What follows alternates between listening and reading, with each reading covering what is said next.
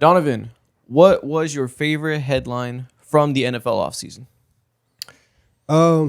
It's not just one. It's really just like a collection of headlines that were released in sequence, maybe about 3 weeks at a time. It was a slow trickle of headlines. That was my favorites. And which were those? That two people were seen here, two people were seen there, two people were seen there. I forget about It was just that. every month they just had a new picture, a new video. That was legitimately my favorite saga of the offseason. It was funny. I kind of forgot about that. Same. It's how quickly the news cycle I moves. will never forget. We were fed this summer, and I ate very well. I'm glad you were fed. It was good eats. I'm glad you felt like you were fed. Our NFL offseason is now concluded. I'm glad that was a headline for you because today marks the first episode of our 6-week 2026-2027 NFL season preview. As you guys see by the title, we're here today to talk about what we think are the biggest storylines that are going to define this season. Look at all the most popular teams, most popular players, the main storylines that we think are going to be talked about as we head closer to the season. Start big picture, talk about the things that we think are going to paint the league in broad strokes. And as the next month comes and we get closer and closer to the season, we'll get more and more granular about our preview. But today, we're starting big picture. We're starting narrative. We're starting straight storyline yap. Hell yeah. Oh my God. I just can't imagine what buffoonery will be said today. Mostly driven by me. I'm ready. I was going to say, you plan on saying buffoonery? Absolutely. That's all. That's what my job is to do. You're going first with a mandate on buffoonery. So with that being said, let's get into it. Let's get into the season preview. Cue the intro music. I'm so glad to be done with the offseason.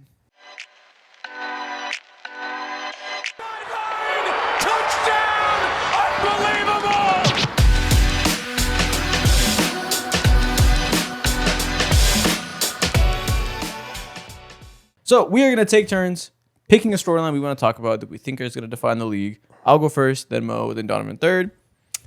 I think I want to start with, are the NFL's big three quarterbacks still that big? I think that is the one thing I'm thinking about. Josh Allen, Lamar Jackson, Patrick Mahomes have defined the 2020s, late 2010s of NFL football. Are they still the main characters of the league in a way that they have been over that time in terms of contending to come out of the AFC? It's always been, we assume one of those teams are going to come out and make the Super Bowl. We always talk about those three teams as not even the dark horses outside of whoever's a favorite that year, but the presumed contenders that will be there no matter what because of the virtue they have, the MVP level quarterback. Is that still the case? Are we entering a shifting period in which those three guys or the quarterback position in general isn't quite as dominant on the league, isn't quite as assumed to get you to the conference championship? Are they still the people that we should really frame the convo of the AFC around? Yes, but because it's three of them. Yeah. I think individually you could probably look at each quarterback and nitpick the arguments for why the Bills aren't going to be as good, why the Chiefs aren't going to be as good. But then once you say, okay, it's these three teams versus the field, I feel honestly fairly confident about these three teams. And then even if you just look at the way that things have shaken out, obviously the Chiefs have been in the AFC Championship game a million times over the last couple of years. The Bills have been there as well, meeting the Chiefs. The Ravens, obviously they've had their playoff struggles as well, but they've are every single year on paper in the regular season, winning all these games, have a very high statistical profile. I think in that conference, if we're lumping them together, I think they are still the big three. And I think that if they are not, then you have to look at them and say, well, who's bigger? And I'm not sure if anybody has gotten to that level and is saying they are bigger than the big three. No one's the largest. No, they haven't surpassed them. Okay. I think there's two parts of the convo. You framed it as nobody surpassed him, so that could be the convo, right? Is Drake May the heir apparent? Is it time for Caleb and Jaden Daniels to join him? What? It could be a convo of that, right? Is there a new crop of MVP level quarterbacks? Is Justin Herbert with a new coach finally going to break into that? Joe Burrow healthy finally going to break into that? That could be the conversation, right? Is there new big three quarterbacks? I've also seen people have the conversation of, are we in a day and age now where the NFL has changed and we've now seen 2 straight years in which a quote unquote average starting quarterback won the Super Bowl led by an elite defense? Is there a new meta? Has the way that X's and O's have developed, the way that quarterback contracts have ballooned, and all these different things that kind of define the state of the league, are we just in a place now where even if those are still the big three, that maybe having a big three quarterback doesn't automatically make you one of the best teams in the league anymore? Maybe it's no longer the strength, and not even strength, requirement that we once thought it was. Yeah, I think there's like there might be truth to that, because if it wasn't for certain teams going out there and flaming out like the Bills, of course, who they flame out to? The Denver Broncos, Yeah. correct. And right before like Bo Nix went out with his injury, it wouldn't be crazy to none of us if we were sitting up here talking about them going to the Super Bowl and maybe potentially winning it instead of the Seahawks. That's how dominant they were. And no one sits here and talks about Bo Nix as a top 10 quarterback or a top 7 elite guy at all. We pretty much view him in the same range as Sam Darnold, and that might be like the new way potentially.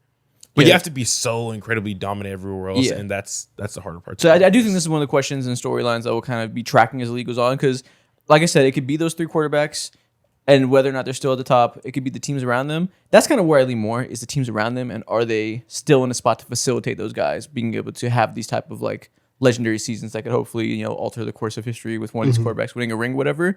And I do think there's some merit to that question of is the meta no longer just to have one of the best quarterbacks and win a championship? Is it actually defense and so forth? I think the real answer to that is the meta has always been have the best roster. And a lot of times having one of the best quarterbacks can make you have one of the best rosters. I think the real answer is we have taken too many times whoever won the championship last as like truth that's how you win a championship in this era, when it's always been the case over the last however many years of modern NFL and the way rosters have worked with the modern salary cap, that you can win with an elite defense or you can win with an elite offense, and usually having a quarterback gives you that elite offense. Both have always been viable. I feel like we kind of do too much of hyperfixating on what the most viable is right now based on who did it most recently. So my answer to this question that I'm posing is I think that both still work like always. And the question to me is, are those 3 specific teams, those 3 specific quarterbacks in a position to give their quarterback the best roster possible to compete? Because I think that's the real question is, have these rosters atrophied too much over the years of the title windows that are those teams just no longer good enough to make this version of a contender around those quarterbacks viable with that specific quarterback? So with the Chiefs, we'll see.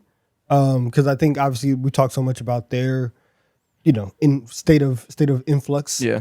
And they do have to kind of like remake themselves. So we'll see with them. Obviously the Bills, all of these teams are asking themselves the same question, because the Ravens fired John Harbaugh, the Bills fired McDermott, the Chiefs obviously are sticking with Andy Reid, are changing things up. They went out, they got Kenneth Walker. So I think that they also have the same question. They are trying to answer that as well. But even with those 3, and again, like if we're going to lump them together and it's those 3, and then you look at the other teams and the other like top quarterbacks, and if we're just going like, do these 3 quarterbacks give you the best opportunity? The other 3 best quarterbacks in the conference would be May, Herbert, and Burrow. And so do you feel comfortable that one of those guys can, essentially go through 2 of the others and feel confident that like going into a divisional playoff game, hey, we're fine, and it's actually okay because we have a guy on our side that if we do get into like a 2-minute drill, we're comfortable, like we're fine. I think so, and probably with the emergence of May, and we'll see. Like I'm very high on the Chargers and what they can do. So they're not like probably like 2 tiers away. They are like the normal big 3. They're not so far ahead of everybody else. The pack is caught up. Yeah, they're closer to like they can be got this year. 100%. And it's because of the roster atrophy that you just mentioned for those teams. So I guess the question is, obviously we all understand that dynamic of those 3 teams. And, this is a storyline that we think isn't defined the year, not necessarily just a question. Like we know that that's the question. How much faith do we have in those 3 teams individually? Like if you had to rank them in terms of your faith that team will make the Super Bowl, come out of the AFC, who do you feel best about of those quote unquote big 3? Because that's going to define the AFC like it always does. I think naturally, and we can kind of like lump this in with my question too.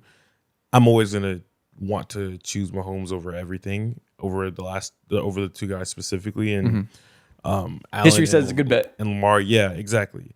But my question is like, is he ready for this next stage, this next chapter? Things look so different. He doesn't have the explosive weapons that he once had.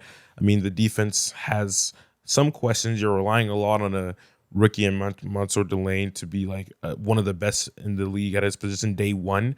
And you're relying on Chris Jones to have some sort of comeback year after an up and down season last year too. So it's like, with all those questions looming, your receiving core is exactly the same. You do have a new running back. Shout out to one of the best bullies in the league in Kenneth Walker. But what will that net you to? There needs to be more. And I think one of my main questions is like, is Mahomes ready to, not ready, but will he once again rise and be the star in the league? Yeah, it really It's is good like, writing. is the roster ready It is around good him? writing. Yeah. That's I a like great that. word I like for, that. for writing, for building people up. Yeah. Will he rise? I like Will it. he rise? Jesus. Will he rise from the ashes of an ACL Facts. injury? I'm really. The question for me with the Chiefs is obviously like, can they do a 1-year retool? Is drafting interesting players on the defensive side in the draft? Monster Delane, several defensive line prospects, another cornerback in the third round that we think could be a sneaky starter caliber guy. Noah Williams having an emergence as a full-time starter. Like, is that quick 1-year turnaround going to be enough on defense?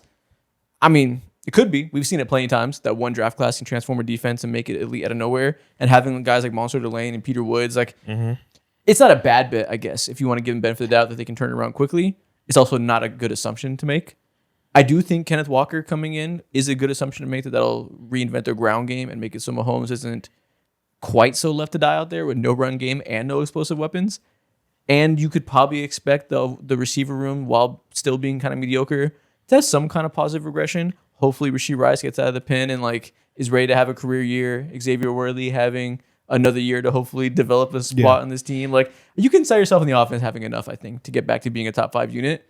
The defense is a huge question mark. And I feel more certain about the Ravens, I think, having a turnaround with Jesse Minter coming in the door, Trey Hendrickson coming in, offensive mind coming in that learned straight from Ben Johnson, his right-hand man, hopefully giving a new system that can give Lamar Jackson all the help in the world to not have to carry so much burden physically. I kind of think I have more faith in the Ravens. Bills, I don't know. I feel like they're safer because they haven't fallen off in the same regard. Don't know if I should have faith in the Bills being dramatically different and rising, though, if those two teams do. The Bills aren't. I think honestly, like for the Bills, you don't really.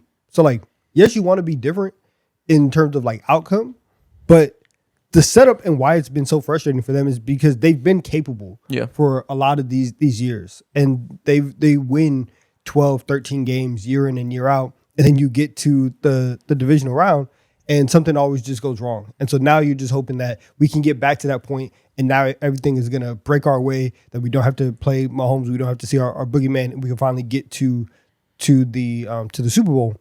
So I can understand that. I think with the Ravens, I feel confident in their turnaround. Just because like Lamar was hurt last year, it was a really weird year, and I do believe in Minter. But they also, if we're talking about getting to the Super Bowl, they haven't shown us as a roster. Like we say this year in and year out with them, and maybe that ends up being like a hardball thing. Maybe that ends up being, top down, something just needed to change, and there was just something wrong with their foundation and their preparation, and just some weird aura about this team. And now that you are bringing in Minter, that whatever ghost is gone. That can happen. I still think, and like as we're talking about it, I still feel very confident in that one of these three teams is going to be in the conference championship game. Oh, in the conference championship for sure. One of these teams will be there as the top two. Question is, will one of these teams win the conference?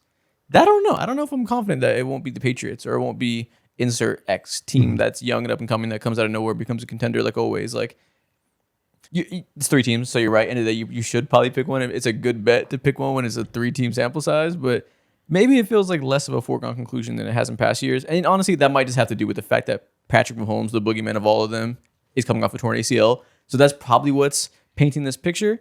But I do think it'll be something that maybe will be a defining part of the year if they either bounce back and all is normal, or we do see a permanent changing of the guard. Yeah, and like I put Burrow in the second three, but the Bengals, I'm not putting them in like, oh, they're gonna win the Super Bowl. I think there's a certain part of it, like they can have a very good season, but for me, probably the next three teams that I'm looking at in the AFC outside of those three are New England. I've come around on New England a lot since the offseason happened and since the end of the season. So New England, Houston, and Denver. And those are the three teams that I'm looking at. And then also the Chargers as well. Okay. Yeah, the conference is deep this year. Yeah. All right, Donovan, what's your next storyline to define this season? So we're doing all this conversation about the big three, the AFC. Yes. What if none of it matters? Because obviously, like the biggest question is like, are the Rams going to go undefeated or not? That is definitely. We maybe Like- should have led with that storyline. Yeah, like are they going to go 20-0 because they got Myles Garrett? Aaron Donald seems to be, is he coming back? Is he not? They have all the weapons, they have all the tools. They revamped their entire secondary. The one big issue that they had last year, completely switched it up. Coming into this year, there's no reason why they should not win the Super Bowl. And any issue that you can find with this team, any flaw that you can find is beyond first world problems. It is literally billionaires fighting over whose yacht is bigger. And you have to start picking out like, yeah, like maybe their depth and like their third string is not as good as what it needs to be. And so if two people get hurt and somebody gets arrested and somebody else gets shot, then maybe everything falls apart. Outside of that, there is nothing wrong with this roster. Yeah. I guess Alaric Jackson and McClendon Jr. are like a good tackle duo. They could be great. They could be elites. Oh no, we only found mid-round picks that are good, not great. What a horror. But yeah, I think that's a good thing to highlight as one of the storylines that will define this season, because as soon as they got Myles Garrett, it's kind of been treated as a foregone conclusion to people that they're going to win the Super Bowl. Or at least you never know what will happen in football, but that we should assume they are the heavy favorites in a way we haven't said in, I don't know, years since we've said a team. I guess the Chiefs felt like that kind of impending doom for different reasons because they had Mahomes and they're coming off back-to-back and stuff like that. Yeah. But as far as teams that haven't just won and don't have that, oh, surely they go back-to-back type of thing, which is a different type of bias, this is the clearest. This team got put together, and immediately we all think they're going to win. And I don't think it's an interesting conversation to say, can they win or will they win the NFC? Like, duh, we should all assume they will. The fun part is, like, if you were actually going to put money down, should you bet on them over the actual field? Like, would it be, is there a world in which it's a reasonable bet to bet them over the field in actuality? Maybe. Maybe. Because we just, that's good glaze. Like, we started this entire episode saying that one of the lessons that we take from, or that we over-index on the Super Bowl winners. Yes. And like, oh, we have to build a team like that, when really it's just, hey, you have to have the best roster and you have to have a special unit. They have that. They have two special units. They have a special play caller, and they have on paper right now, they have the best roster in the league. And Chris Shula is a good play caller too. They have a special play caller and a great play caller. And so if we're talking about how, like, or should we take them versus the field? Yeah, you probably should, because even in the NFC, everybody else has way more questions than the top teams in the AFC. Like even the Bills and the Ravens and the Chiefs and everything that we're saying for them, we've seen some sort of success from them. The Chargers, we saw regular season success from them last year. We've seen people, obviously the Patriots made the Super Bowl. We've seen people make these runs. The other contenders in the NFC, Philly's offense, what the hell is that, gonna be? You have an entire division that's not even really there in the NFC South. The NFC North is probably going to take themselves out, and it's still like a lot of projection with everything that we are asking from them.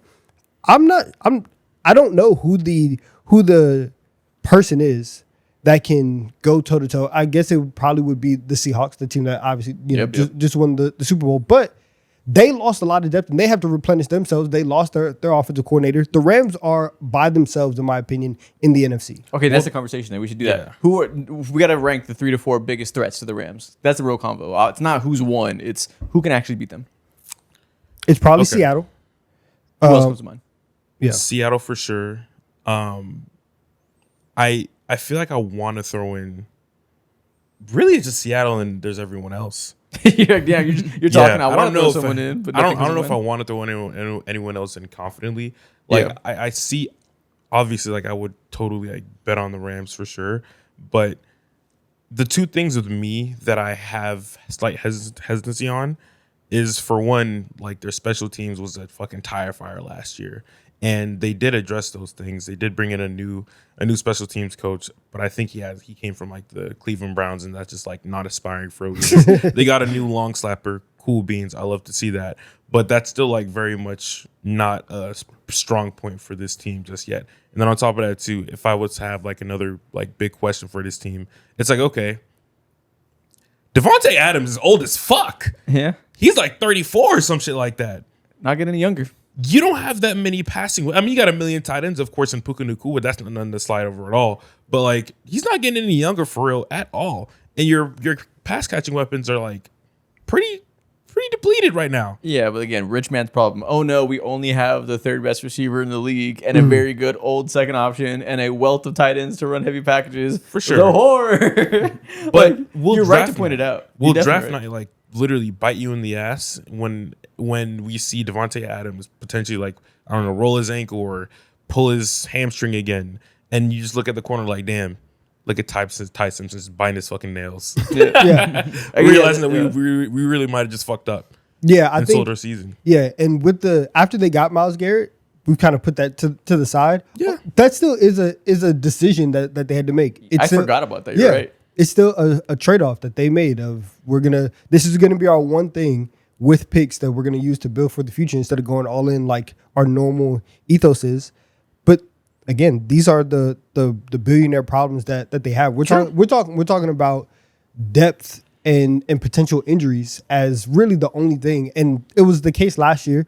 And I bought into the injury hype a lot with them because Injury hype.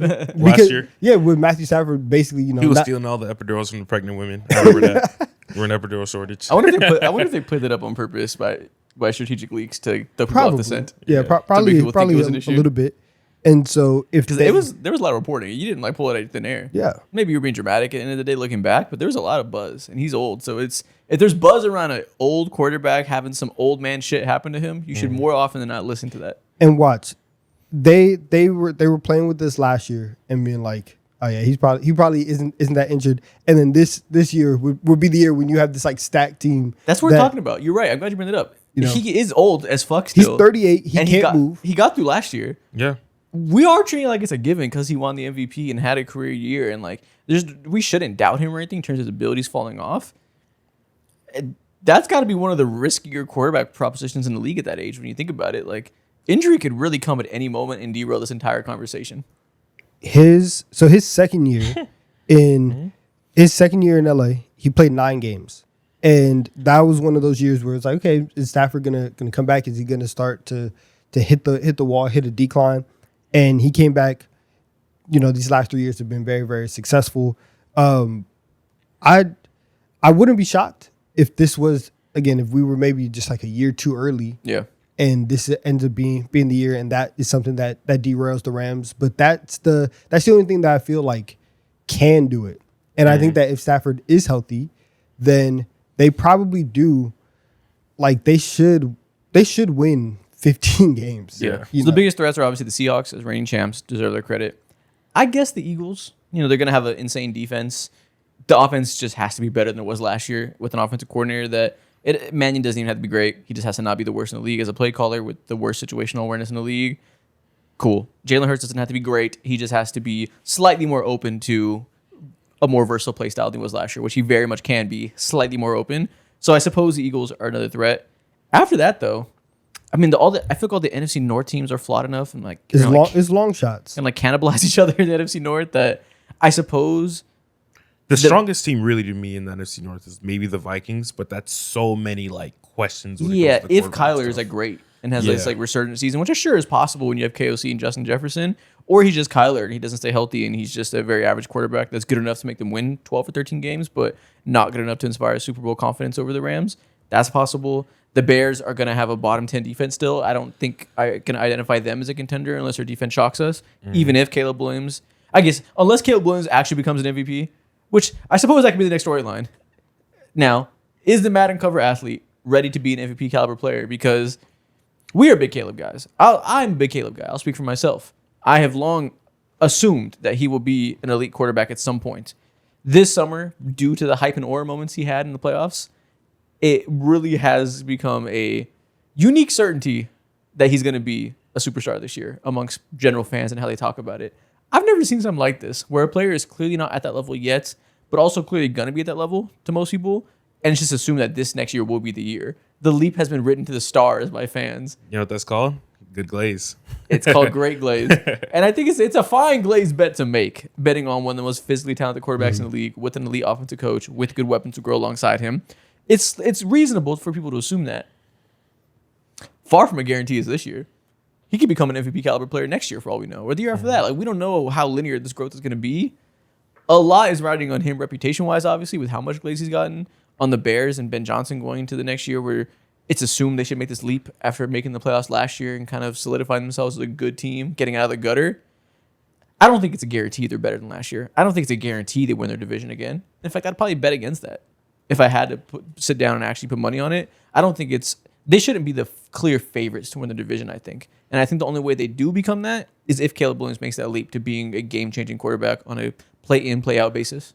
Yeah, I agree. I think no matter how good Dylan Thiemann may be year one, or Kobe Bryant might be coming from the Seahawks, no matter how good he could be as well day one, a lot will ride on his shoulders, because this defensive line will not give you any pressure at all on a consistent down-to-down basis. So I agree. If this team is going to be special, there's no way you can sit down and make your way into leading the league and having a historic like interception year run like they did again. That just feels so unsustainable, and it's going to have to come by the back of Caleb. You're right. Yeah, like the secondary could be better. Having Jalen Johnson and Kyler Gordon healthy for a year, safeties you just outlined, they could have a good secondary.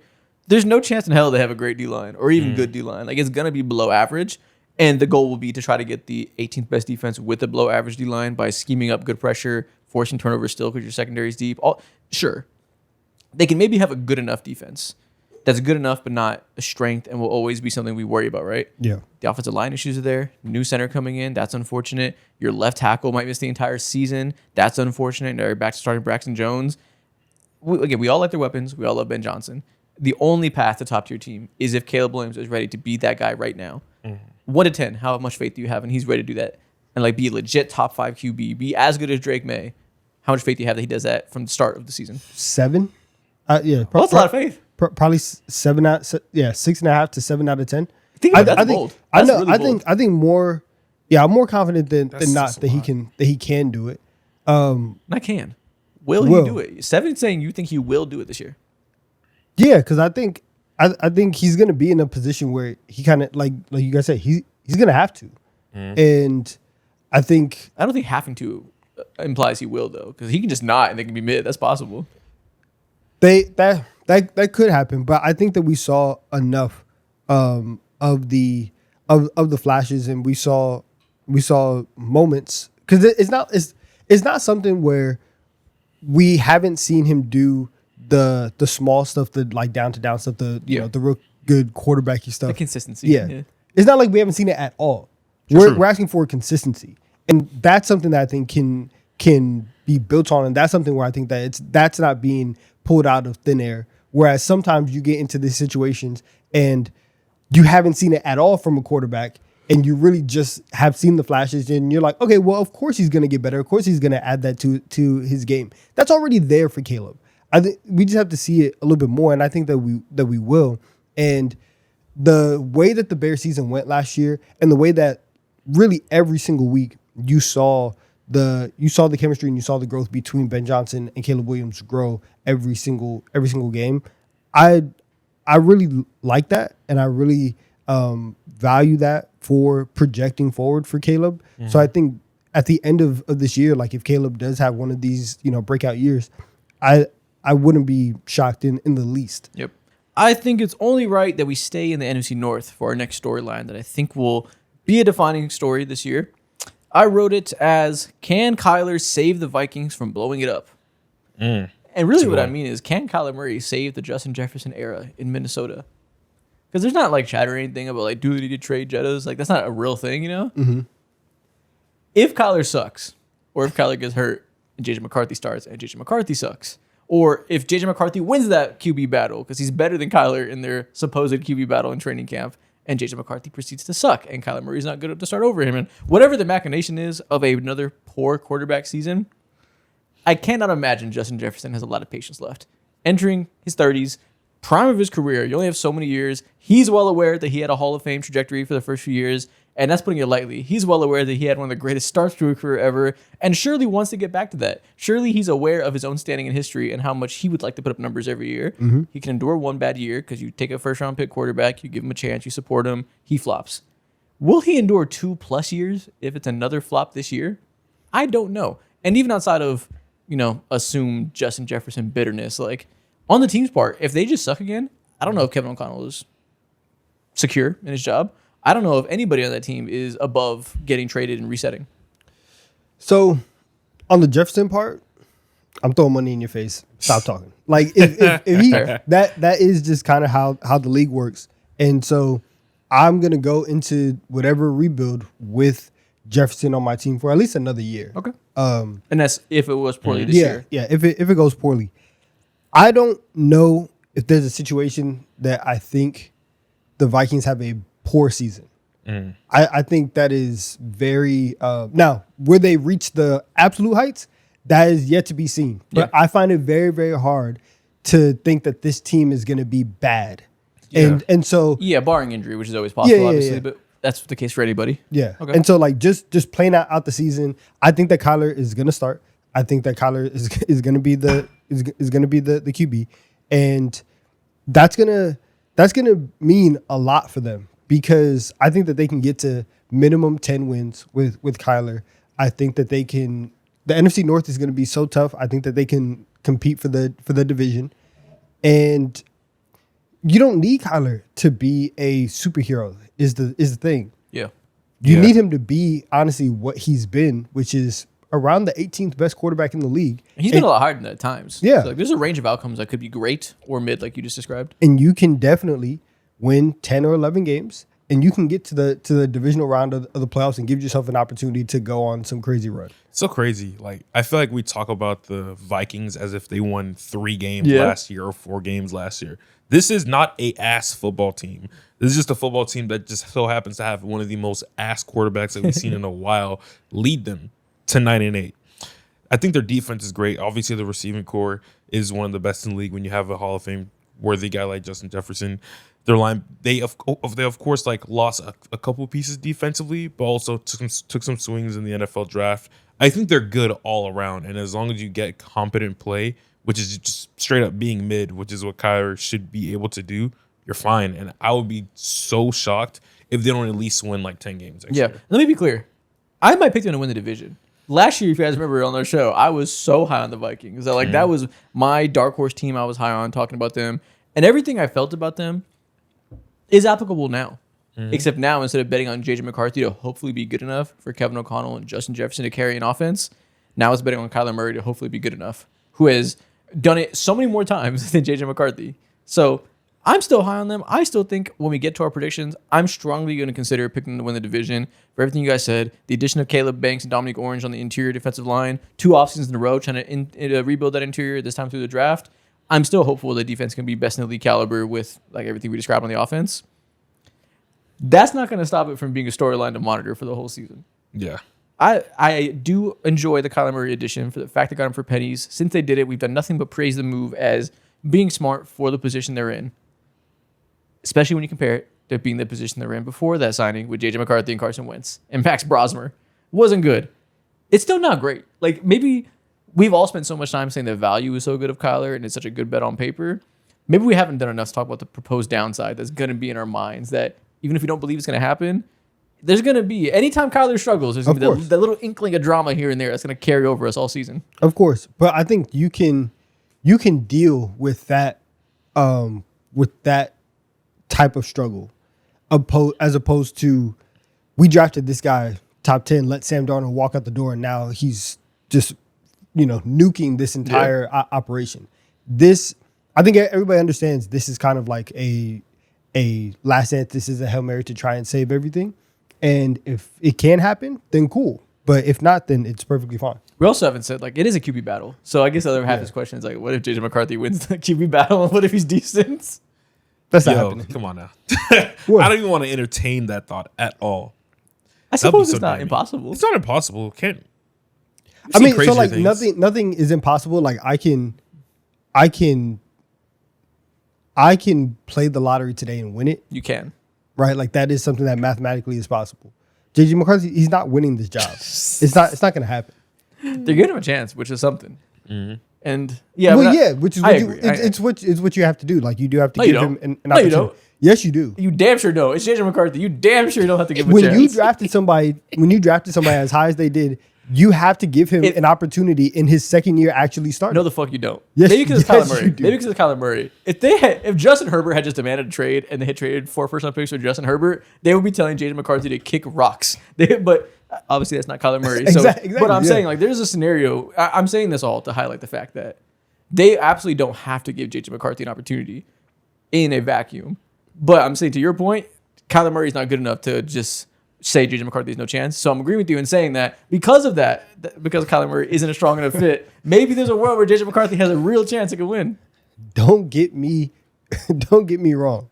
I'm not saying I know. that Kyler I know. Murray is too good. Yeah. I'm saying JJ McCarthy is not good enough. I know. And that is the baseline of this. And I think for the Vikings, their floor is super high because of the defense, because you have Brian Flores there, because their running game that they have tried to work on year in and year out, and you've seen them, try to add and address the offensive line, and you've seen people come back from injury. You see them go out this offseason. Like you used to have Aaron Jones, you used to have Jordan Mason. You go out in the offseason, not only do you add Kyler Murray, you add Jawan Jennings, and like for what it's worth, is a very, very good blocking wide receiver and allows you to do different things. And you said Will Fries. Forget that he was there. in the run game. So those are also moves that you make when you know, hey, we're getting somebody in here just to be better than JJ. We're not going to put too much on Kyler's plate, and we're going to try and have a very complementary style of football. And if you can successfully run the ball without Kyler's legs, and now you insert that into your offense, it does give you a different option. So I do think, like, when we get to picking the NFC North, I think that the Vikings are, like you said, a viable choice to win the division. And that's kind of just the back and forthness really will come down to the last 4 weeks of the season. And when we see what the Vikings record is, like, let's say they're a playoff team, even if they don't, win the division, they're a playoff team, and we start getting into December, and it's like, well, do you actually trust Kyler Murray? Can he get hot for about a month? Different convo. Yeah, and that's going to be the real test of how much better are you than JJ McCarthy, and then how good do we think you are just in a vacuum? Because that question and the run that they could potentially go on will answer a lot of the overall questions that we have. Yeah. All right, Mo, what is your next narrative storyline that's going to cloud your mind as you enter the season? Something that's probably not like a headliner, but it'll definitely be something that I'm paying attention to, is the whole Bryce Young situation. Obviously, he's not fighting for a contract, but there is an opportunity for him to get a contract extension. And if he was like that, the Panthers would give him that immediately with no hesitation. But clearly there's been like some form of hesitation because it feels like throughout the entirety of his career, but let's not do that. Specifically last season, there was plenty of ups and downs. So many times where, you get blown by the Saints and you turn around, you blow out the Atlanta Falcons by like 30, 31 points. What is going on? The last time I see you on the field playing meaningful football for the first time, you're going band for band with Matthew Stafford, and you make some like pretty ballsy, gutsy throws, all the tight window stuff that we love to see. He was spectacular. But there's so many deficiencies that we see with Bryce Young. And right now, I think the Carolina Panthers, hands down, from top to bottom, they have the best roster in the NFC South for sure, compared to the Saints, the Bucks, and all that. The Falcons for sure. They just have like competency all over the place, and they invested a lot of money on their defense. How much more time are you willing to wait to see if Bryce Young is the guy to lead this team? I'm waiting 1 year. Yeah, this is the season. You're right. Yeah, you're waiting exactly 17 games and hopefully a playoff run. No less, no more. You give him one single solitary season. Now, last year, you said there was ups and downs. The ups did earn him the entirety of the season. Yeah. He'd have to be dog shit to get benched halfway through the season, which I suppose we cannot rule out because I do appreciate the improvements he's made. I shouldn't say they're overrated because he's still just Bryce Young and he gets heaps of praise. But I think I detect some kind of tone at times, at least in season, before people have a chance to reflect on all this, that the improvements he made, kind of people act like the downsides aren't still there because he throws a pretty deep ball every now and then. And like occasionally you see the flashes of what he's supposed to be. He's still not like an average starting quarterback, I don't think. I think we can still go into the season ranking him on the lower end of quarterbacks that aren't rookies. Like we can still have question marks about him and still say, you have to prove to us almost everything. That we're not saying you're the worst quarterback in the league and need to be benched immediately, like we've said a couple years ago. But it's far from a certainty that he's good enough to facilitate all the additions you mentioned. Yeah, that's honestly, he might be in the NFC like the biggest QB question amongst teams that actually want to do something. Like Probably, yeah. we mentioned Kyler obviously, but I think you feel much better about Kyler in terms of knowing what you're going to get out of him. Bryce Young to me is still. I'm not writing him off. I'm not even saying I'm going into it pessimistically necessarily. But he is the biggest question mark to me because I don't have any expectation for him. He could be terrible or all of a sudden really good. I truly don't know. And this is, it's set up for him to have a year where he can prove everybody wrong. They aren't, you said that they have the best roster. They aren't expected to win the NFC South at all. Wow. They're not. They're third. crazy to They're me. third in the odds to do that. They Is the have Bucks the favorites right now? Bucks are the favorites, then the Saints, then the Panthers. And fair. Yeah. Okay. They have one of like the hardest schedules in the NFL. I think that with Tet emerging, with the defense, with all the moves that they made, they should, right? Especially after, and we can't even get caught up in this whole thing of they won the division last year. You were 8-9. Yeah. You know, so there is still a lot of room to grow. If they can overcome all of this in terms of like the structural things that are against them, and they can go 9-8 and have a winning record, they can win the South when people are thinking that the Bucks are going to be there, that Tyler Shuck is legit. Then that would give me more faith in Bryce Young and giving him some type of extension. Yeah. I also think that I'm glad you brought this up because I wasn't going to think about Bryce Young as one of my main storylines for the league this season. I don't really care, to be honest. But I think him and Baker Mayfield, who's currently in a contract negotiation with his team that has no end in sight, at least as of today. Maybe by the time you're hearing this, it's been figured out. I don't know. These mid quarterbacks, which I call Baker with love. He's the premium mid, premium 12th best quarterback, the best of the inconsistent guys that have their flaws. Mid plus. Yeah. Yeah, or 14th best, whatever you feel about Baker, you understand he's not like top tier, right? Despite his 6-game MVP stretch last year. These guys and what type of contract they're going to be given out is going to be a major defining part of the next year. It seemed in the past several years of NFL contracts that if you were anything decent, you get 60, 50, maybe 48 at the least minimum dollars a year. That you simply show you can be a good starter and you get paid at the top of the market and the market continues to reset itself. That's bad. If we are trying to win a Super Bowl, we should not be paying a Jared Goff-esque quarterback $60 million a year. And I think NFL GMs are starting to recognize that, including the front office of the Buccaneers, who are clearly not trying to give that type of money to Baker Mayfield, who obviously is not a $60 million caliber type of quarterback. When maybe if he would hit the market at this exact point with this exact version of himself 3-4 years ago, he would have gotten paid top of the market because that was just kind of how the league was trending. Bryce Young and Baker Mayfield specifically, and probably more that I'm not thinking of, are going to kind of be an interesting case study to see is the era of just never-ending contract inflation going to kind of calm down a little bit? Yeah, and there's one more quarterback that is added to that is at the top of my mind, and that's CJ Stroud. Yes, I'm glad. Yeah, exactly. And because It's even more pressure on him for real. Yeah, same thing. I think he does have the most pressure on him because his team and the opposite side of the ball is the best out of those three. Let's talk about that because I did write down one of our questions. Can CJ Stroud be good enough? Is he ready because the defense is? Yeah. And right now, there's 18 quarterbacks that have higher odds to win the MVP than CJ Stroud. Damn, now, 18? I don't think CJ Stroud is going to be in the MVP conversation for whatever it's worth. I don't care about that. I do need him to be what's the line? The 14th, 15th best quarterback because the Texans defense is going to be, right? It's going to be one of the best units Well, I think he will be in the right? NFL. Even bad CJ Stroud last year, he had the disastrous few weeks. We shouldn't write off a quarterback for a bad few weeks. Now, look at the whole course of the season. There was ups and downs. It was a strong second half. He probably was the 15th or 16th best quarterback last year, right?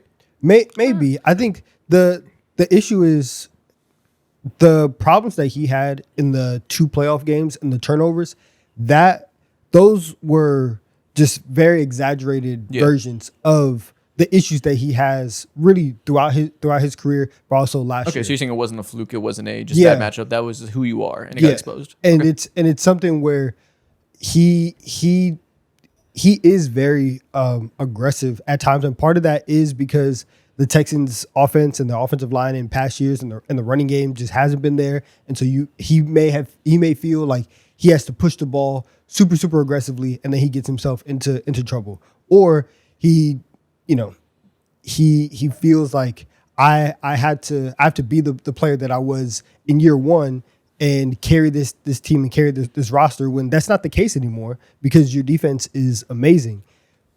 His tendency to be erratic, to be turnover prone, that has to be brought in a little bit, because if he can be safer, if he can not turn the ball over, 10 times in a 2-game span, they're going to be good, and they're going to be able to win games and not be in these complete dogfights. And I think that the addition of David Montgomery in the run game, the way that they've reworked this offensive line, we'll see what year 2 of Nick Haley looks like. See if he looks a little bit more comfortable. See if Nico Collins can stay healthy. But all these things are lining up for C.J. Stroud to not be one of the more frustrating quarterbacks in the league, and from a turnover perspective. And if that can happen, then I'm very, very high and very, very bullish on what the Texans can accomplish this year. Also 3 new starters on the offensive line. Yeah. Wyatt Teller, Rutledge, and Braden Smith all coming in.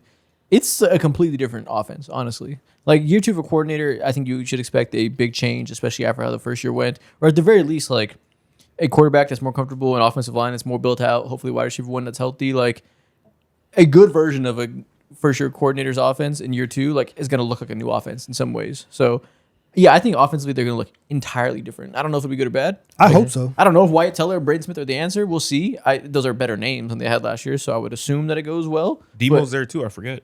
What the fuck? Debo's there? Yeah, David Montgomery. Oh, Debo. I think you said Debo. I heard Debo too. It's like Samuel. I was like, that's news to me. What the hell? No. Look at my depth chart. Like, what did I miss? But yeah, so can this offense? This is probably the unit that has the most swing to championship odds, because if they are a good offense, like if they can, God forbid, be a top 10 offense in the league, That's you're oh looking my at God. one of the. That's not crazy though. Yeah. Like it's No, I'm top saying they'll 10? be so good. Yeah, like you're looking at one of the best teams in the league. Like you're looking at maybe the Yeah. favorites out of the AFC if they're top 10 offense. If they have a top 10 offense, they're They're winning the winning Super the Bowl. Super Bowl. Yeah, they're at least in That's the mix, disgusting. like with the Rams, who Yeah. also have top 10 in both. Yeah. Like So a top 10 offense, they're winning the conference. They'll be in the Super Bowl. yeah, they'll at least be in the conference championship, assuming maybe one other team pops out that also is elite on both sides of the ball. I don't know if I want to give them like faith in C.J. Stroud to say I'll be 100% confident in the playoffs that they'll win it, but they'll definitely be in that mix. But that's also the thing with Stroud, is that they've won a playoff game every single year. They've been in the divisional round. They've been a win away from the conference championship game with a bad defense in his rookie year, and with the better defenses these last 2 years. And so it's possible. Who they So beat his rookie year? I forget. They whooped Joe Flacco and the Browns. Okay, so he whooped Joe Flacco the Browns. And- he whooped Justin and- Herbert yeah. and the Chargers with absolutely no help. Horrendous Greg Roman offense, no offensive line. Who did beat the year prior in the first round? You Oh know- yeah, it was the Chargers. Yeah, that's what I'm saying. His rookie Oh year. yeah. Because he beat Joe Flacco. He beat Justin Herbert with absolutely no help, where he got completely destroyed by 2 defensive linemen that just wrecked the game. They've won playoff games, kind of bits and cupcakes. So I don't know if I'm going to I'm not trying to discredit them. You know, they did dominate a team they should dominate. That's good. I'm just saying I'm not carrying that into this year for me saying, oh, so clearly they've shown me they can rise to the occasion when it matters. Well, I'm saying even more so that like the defense is going to be able to make plays and put you in that sure. in that position. And even this last year, like you face 41-year-old Aaron Rodgers, the defense is completely dominating, and so you know that unit can get you a game and can put you in position where if you don't turn the ball over 5 times, you can be in the conference championship game. Seeing how it turned out this past year in Denver, everything is snowing. They could have been in the Super Bowl, right? Can you believe how we were talking in the playoffs? Yeah. That we were talking like, yo, are they low-key going to make it? That's crazy for how down bad they were. And for a team that started 3-5 to go on the run that they did, and to be in the situations that they were in, I know it looks very, very doom and gloom because of how the season ended, but I do think that the Texans have extremely high upside. I think that C.J. Stroud getting this offense to be top 10, I'm not even worried. That's not a realistic bar for me. I think I don't know about that. top 10 is hard. I don't think it's as hard as you think. I think there's to get into being the 10th best offense in EPA or whatever, like not Nah. the craziest bar in the world. There's a difference. You got 4 teams in the NFC North alone that have an argument Yeah. to be up there. But things never go as expected. Like That they could there's- end up being 10th. That's not that crazy. I actually don't know. I'm not I don't predicting know. Yeah, I don't know about 10. I'm not predicting it. I'm just saying you said unrealistic. I would say it's lofty, but it's not unrealistic. Actually, let me not get all caught up in minutia. I don't think it's gonna happen, but there's a world in which it does. Is all I'm trying to say is that we shouldn't write it off as having a 0% chance. I will not be predicting the Texans make a top 10 offense, but I would just say that if you want to believe in them as a Texans fan, there's a world in which it does happen. If Keelan Rutledge is just dominant right away and he's just a fantastic interior offensive line add, Nico Collins is healthy and shows he can be a top 5 to 7 wide receiver, like it's all possible that things click for them. Is all I'm saying. Crazier offenses have clicked. The Patriots clicked last year when we looked at that supporting cast the year before and said, yeah, maybe you can be 15th. Like, crazier things have happened. To be fair, that MVP. Exactly. And that's now, if CJ Stroud rises to that level and all of a sudden he's an MVP candidate, then of course everything is completely You're different. right. I shouldn't have used a Patriot example because that's an MVP leap. There's other examples across history where offenses kind of figured out and become 10th-ish, which is just like good, not great. So all I'm saying is don't write off the idea in your head that the Texans could be a really good offense. I'm hoping that they can get to around 13 and that they could hover in that range because the defense is going to be 1 or 2. And that could get them to the Super Bowl. Okay, that's fair. And also, he got mad money on the line too. So like, let's not act like Okay, because it's not a given. True. Someone who does have already mad money and they can do so many money spreads at least for the next 2 years. Nice. About like $88 million worth of money spreads, I think. Daniel Jones. What happens if you just ass next year? What if Daniel Jones got wrecked by his Achilles? Yeah, like that's a big part of his game. Obviously, he's been known for one of his biggest strengths is being able to last year run out of the RPO, doing stuff out of the bootleg and all that. And if you look at his statistics, and not even the stats, just like look at him while he's hooping and when he's just like purely in the pocket, a lot of his superpowers and strengths are not necessarily nuked or neglected, but he's just not the same player. And coming off of Achilles is fucking tough.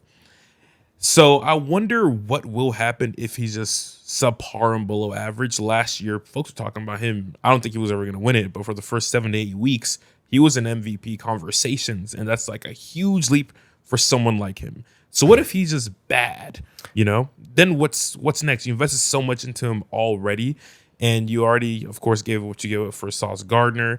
You gave Alex Pierce like a huge, massive bag as well, which is deserved, I guess. But that's just like that. Literally strangles your organization for the next 2 years, which is tough. If he is bad, Chris Ballard would not have a job. Nor Shane Steichen. Everything will fall apart. So everybody will get fired, and Daniel Jones will continue to live one of the more blessed lives in the world, and get ready to do money spreads. Yep, I find that one rather cut and dry. If Daniel Jones sucks, then they made a horrible decision, and everybody's cooked, and the era is done. Which I don't know if I can call it an era, but that's sad. Whatever it is. Honestly, the era would continue because they're in this like constant quarterback revolving door and trying to keep finding everybody. Maybe that opens the door to Anthony Richardson getting back on the field. And it's like, all right, one more time. Like, can you be the next? I forgot nobody traded for him. Yeah, I know. He got on the market, got to seek a team, said, who want me? And nobody replied. I forgot about that. Tough. Yeah. Yeah, man. Unfortunate for them. What other major storylines? I guess we do have to say this. This is a major storyline that will dominate conversation. Can Justin Herbert finally win a playoff game? That is one of the more talked about storylines. If they don't, it's disappointing. Like to the maximum. Yeah. They have to be in the divisional round this year.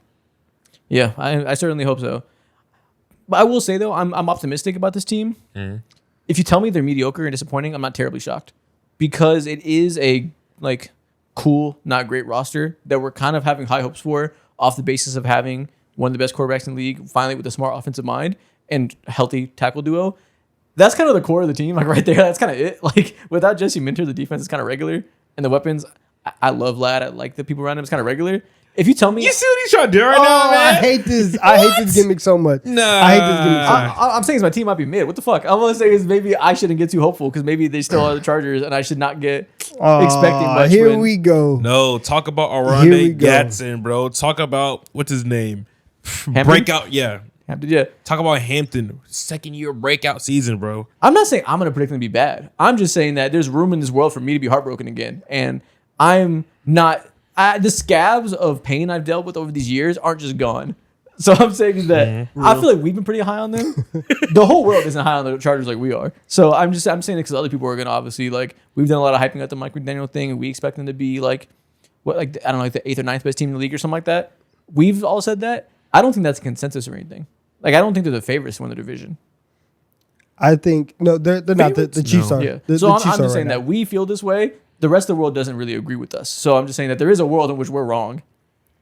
I think that this is a tempering of expectations that is nasty work by you, because I do think that. So you think I should have like a Super Bowl aspirations like that? Hell No, yes. no. What the hell? I'm not. Yes, I'm I not. will I'm say not even that. talking about. What the Super, fuck are we talking about? I'm talking about winning a playoff game. I'm talking about. I'm talking about a team that since Harbaugh has got there has won 11 games back-to-back years, has made the playoffs back-to-back years, and has had Greg Roman as an offensive coordinator, somebody that you come up here every single week and bash to the fullest extent. And now you go from Greg Roman to Mike McDaniel, and not only are you, for all the things that you said, one of the best quarterbacks in the league, one of the best offensive minds, you're getting 2 all-pro tackles back, Yep. and a defense that even though that mentor is gone, you still have some talent on that defense. Like it's not completely barren. You should win a playoff game. I agree. I'm not if disagreeing. they don't, it is completely disappointing, and it shouldn't be something where you're like, oh well, we're the Chargers. Like this happens. No, you should. I think for this specific season, the bar not being a Super Bowl win, the bar being win a playoff game. I think that is. We like, are not disagreeing. It I will think be that's disappointing. different. I'm telling you, I'm not surprised if I'm disappointed. That I'm not saying it'll be understandable or good And I'm or saying you anything. should be surprised because this team like should be there. They I agree. I'll predict them. they should be in that round. Spoiler, I'm going to say they're going to win the division. I'm going to say Justin Herbert's an MVP candidate and all this shit. Like, I'm going to be high expectations. I'm just saying that the nightmare scenario is realistic for this team, just like it is for some other teams. Like, we might say the Bears should win a playoff game, but maybe their defense sucks shit and they don't get all these turnovers and Caleb slows down. And that nightmare scenario is like more reasonable than just saying anything could happen for a team. I think the Chargers' downside and us being wrong and looking like we're once again hyping up this team for no reason, that downside is there, I think, is all I'm saying. That while I will be disappointed, that disappointment scenario isn't like a 1% chance or anything. Like, there's a reasonable chance that we leave this season disappointed again. What are some faults or potential downsides outside of health, obviously, that Yeah. you could see happen? Well, I can't say outside of health because this is the least healthy team in NFL history every single year. It's like them and the 49ers. One thing we don't talk about, we keep saying get back these all-pro tackles. Joe Alt is going to be the best pass protector in the league next year. I feel certain of that he's going to be that caliber, that maybe he's in conversation with some other guys who still deserve their due. He'll be like first team all-pro level player. No doubts in my mind there. Rashawn Slater tore his patellar tendon. That's like an Achilles tear for an offensive lineman. And nobody talks about it because nobody cares about Rashawn Slater in the national media, but like it's not a given that he comes back all-pro level. I think he's so talented and he has enough time because it happened in training camp that I don't think he'll be bad and washed and like a negative or anything. We probably shouldn't assume he's once again at the level of the highest paid tackle in the league. Doesn't have to be when you have Joe Alt on the other side. So it's probably okay. It's still gonna be a good tackle duo. We should probably open the opportunity in our minds for him to look a little rough after the worst injury you can have at the position, while already being a guy that's short arms and already dealing with like some deficiencies there in terms of physicality. If his body is a little bit worse, there's a world in which he takes a good dip. The interior offensive line, bro, they might start Jake Slaughter at center, who is a rookie guard they drafted. My bad, at guard, because they're going to have Biotish is their center. They might start Jake Slaughter, I got it backwards, is a center they drafted to play right guard. That's not a guarantee to go well. Cole Strange is their other guard, who was on a dog shit Dolphins offensive line and can't pass protect. The offensive line is not a guarantee to be great. The weapons outside of the lat are not a guarantee to be great, as much as I like a Trey Harris. And maybe the defense was just Jesse Minter made, and they look regular without the best play caller in the league outside of Mike McDonald. Nobody's asking for the offensive line to be great. And I think even with the tackles coming back, it's going to be better. What we saw last year was levels of Yeah, it was hell. like that. That's one of And I don't think Mike McDaniel is capable of coaching an offensive line that terrible. Like, he's too smart of a coach and is too adept at quick game to let the offense fall apart like that. Greg Roman saw a team that had no blocking and decided to run a scheme that requires great blocking. Like, he is a moron. I don't think Mike McDaniel is capable of being that stupid when he has an offensive line that injured. So I don't think Justin Herbert will be in hell to that degree. I don't think it's possible what we saw last year to happen again. I don't know if we should feel like when we say things like all pro tackle duo, we kind of expect like elite offensive line. I don't know if that's a given to me. elite offensive line. We're not going there, but we're going from the 40th best offensive line in the league Yeah. to 13th, 14th, Yeah. whatever it is, and that's going to be a massive upgrade. And I do for agree them. that having a top 5 QB, top 5 play caller, and good enough weapons in the skill positions around him, and hopefully good enough offensive line, I do agree that that should output a top 5 offense. Just again, we say that on paper. I'm just saying there's a world in which none of this goes exactly as we hope. I don't know, man. They better get it done. Which opens Yeah. the convo, because again, I'm not saying this to say we shouldn't critique them if they fail. I'm saying if they fail, what the fuck do we do? Because they will get critiqued again. And You what got happens? to trade Herbert. Blow it up. Is Harbaugh safe? I don't know. Probably. Probably. He should Yeah. be. Probably. But like, what the fuck else do you do? He'll be going, like, if they lose another playoff game this year, then you'll go into year 4 with him on the hot seat. And if you don't win in that year, then you're fired. Because then it'll be three trips to the playoffs, no playoff wins when you have Herbert in his prime right now. Yeah. So that would be, and the Roman stuff, like, yes, Greg Roman is there. Greg Roman was there because you hired him. Yep. So those 2 first years, if you want to put that on the OC, that would be on you. Yeah. And like, I truly don't know. The thing is with them, like, probably nothing happens realistically. Like, if they lose in the first round, they just continue to be frauds, and it is what it is. And they're just going to be that because you're not going to trade Herbert unless he does some NBA player shit and says trade me because his team sucks, which He not finna. That's do more not that. power his to character. him. I'd be sick if he did. I'd salute him even as a Chargers fan because he should get out of there. They don't But- do that? Nah, not really. Damn. Yeah. If anybody would, it'd be the position he's in. But he really is like KG on the Timberwolves, just dying. But if KG got to the playoffs every year and shot 20% from the field, Ooh. that's pretty much what he is. Kind of But like player is in those games, there was like literally nobody else that could shoot around him, and they were double teaming him. Hard to make the analogy, but yeah, I got the vision. Yeah, we get it. Yeah. you're not getting rid of Herbert. You're probably not going to fire Harbaugh. Like if they lose in the first round again, I guess Mike McDowell doesn't come back, and you get a new DC, and you just run it back being mid. I guess you're just a laughing stocks again. Like you have no real pivot. Nah, man, you guys got to win a playoff game. You guys have to. There's like all the things you're saying are very valid, but then I look at the roster and I'm like, I don't understand how this team wouldn't be able to get there. Obviously, bearing health, that's like the biggest conversation. Yeah. But even then, I'm thinking about, I'm like, oh, you guys added, I forget, David Njoku, who's really good. He's valuable, you Yeah. know, and it's better than what you guys had last year at that position. I don't know if he is better than Ronde Gatson, but either way, I mean, now he's still we have there, two. but Now you we know have two, what which I is mean. cool. You have Yeah. 3. Like you have everything. Oh yeah, and what's his name? You have Yeah. you have everything set up to Kohler. the way that the league is going, and everybody's like, oh yeah, we're gonna start playing 13. Like you have the players to fit that, and you have an offensive mind in McDaniel that understands how to maximize that.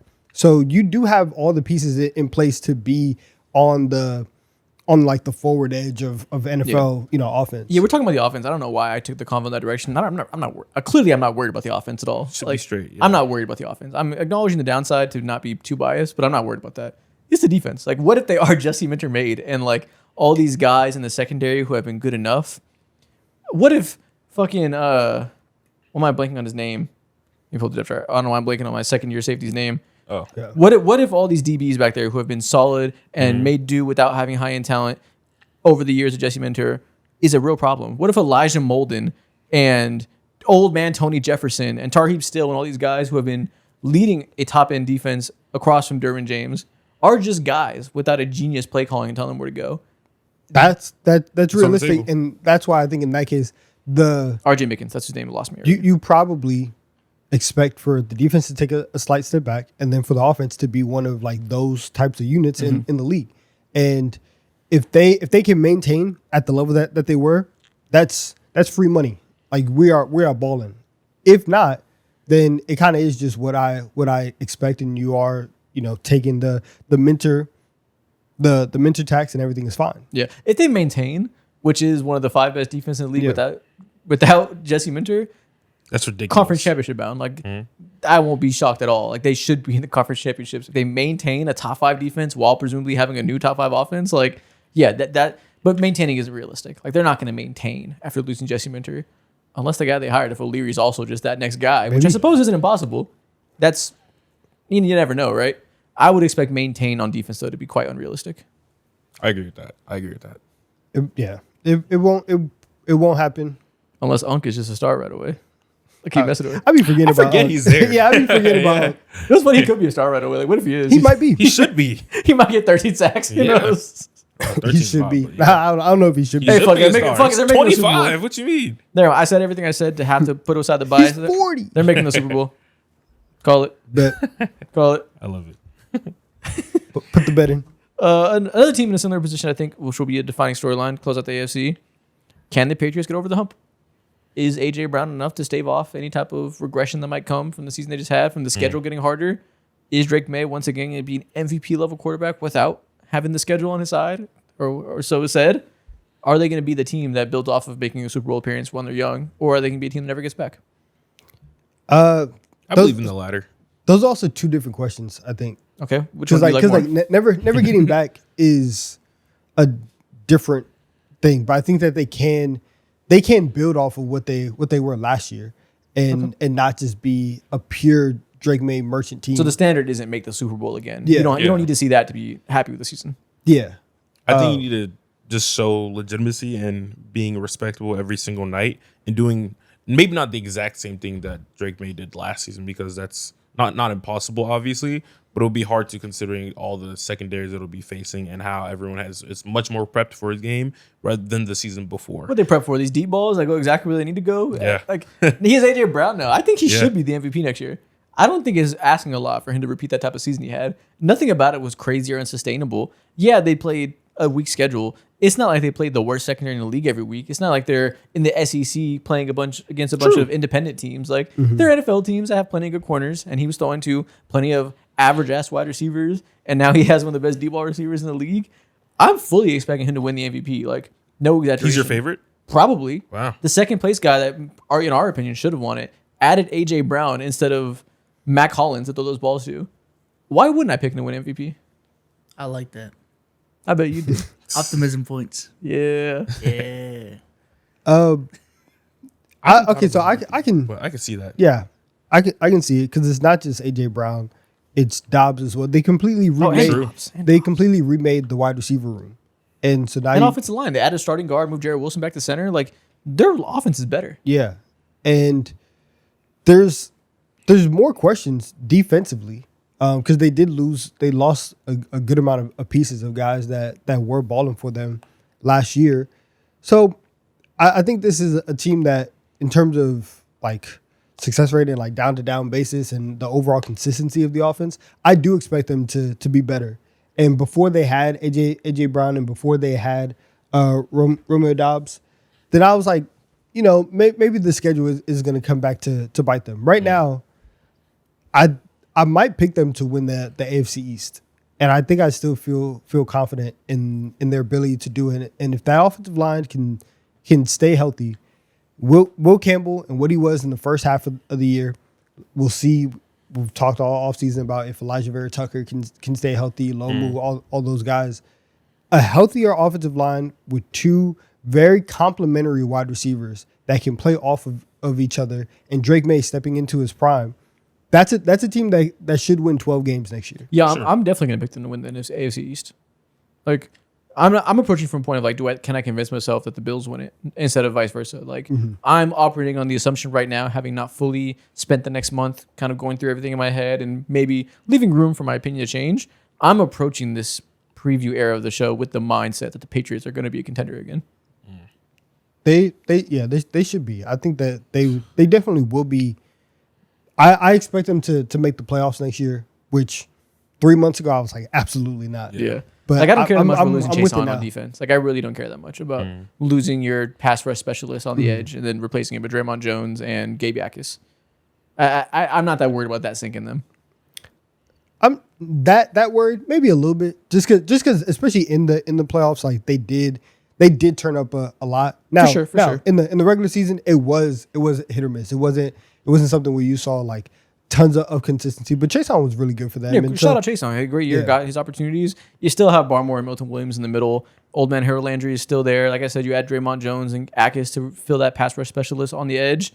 You still have Craig Woodson, who emerged last year as a great rookie, building off of that in year two with Kevin Byard as a safety duo now. Gonzo, obviously. Yeah, the cornerback trio is still there with them. Like, people forget how good Marcus Jones turned up in the playoffs too. Like, that could be one of the best secondaries in the league, which I say one of because this is a year where we're going to have like 4 special ass secondaries.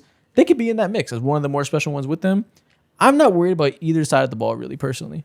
and maybe I'm dumb. Maybe you look up and they were schedule specialists, and they look up and they're just mid because good teams came to play, and all of a sudden they get exposed. That's possible, and I can look stupid.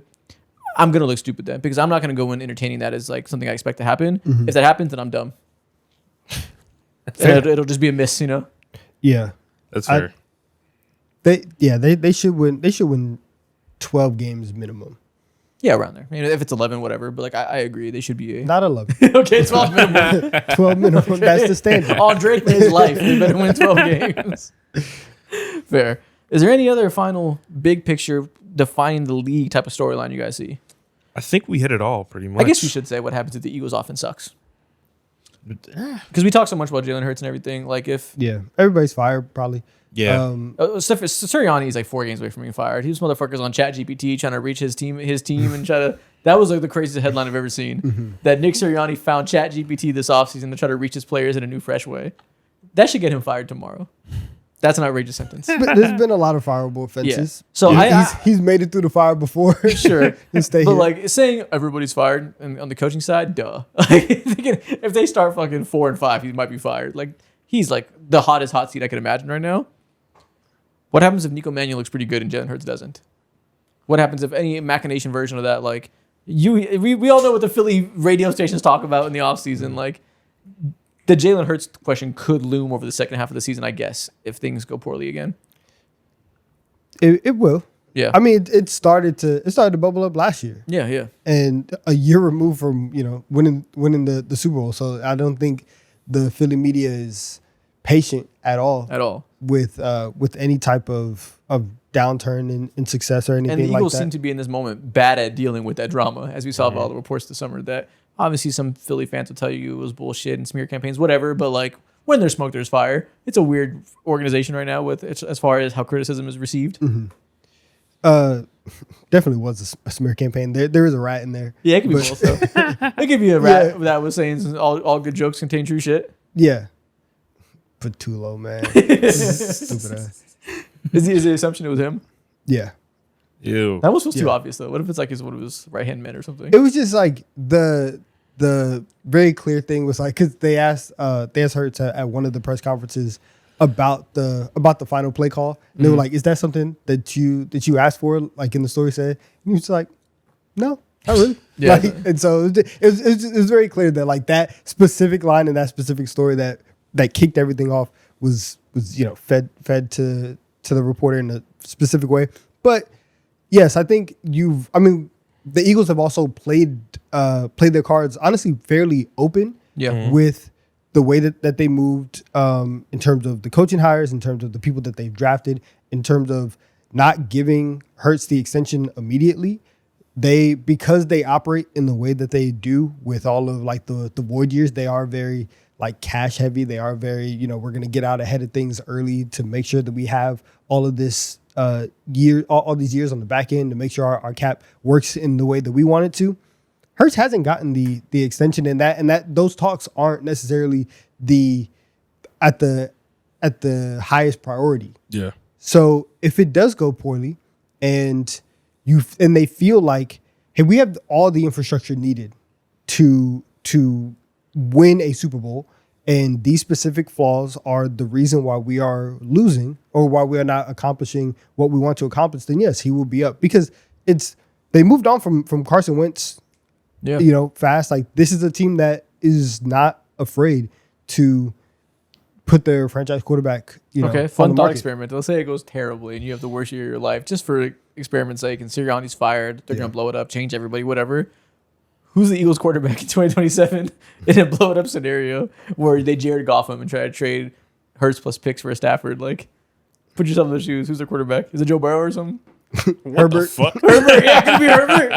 That would be so crazy. Dude, that would be a... It would That'd be actually be entertaining. hilarious. Obviously, I don't Not want gonna that because that would be like the worst day of my life, because that Yeah. means they went out sad again and Herbert's gone. As far as storylines go, as a passive observer, I'd be happy for Justin. Dude, he's winning a Super Bowl. Definitely. 100%. Yeah. Definitely with that Yeah. defense. Oh my to give up God. Hurts. Oh, that means I would have to watch Hurts. Yeah. Kill me. If That would be worse than you getting Cat on your team.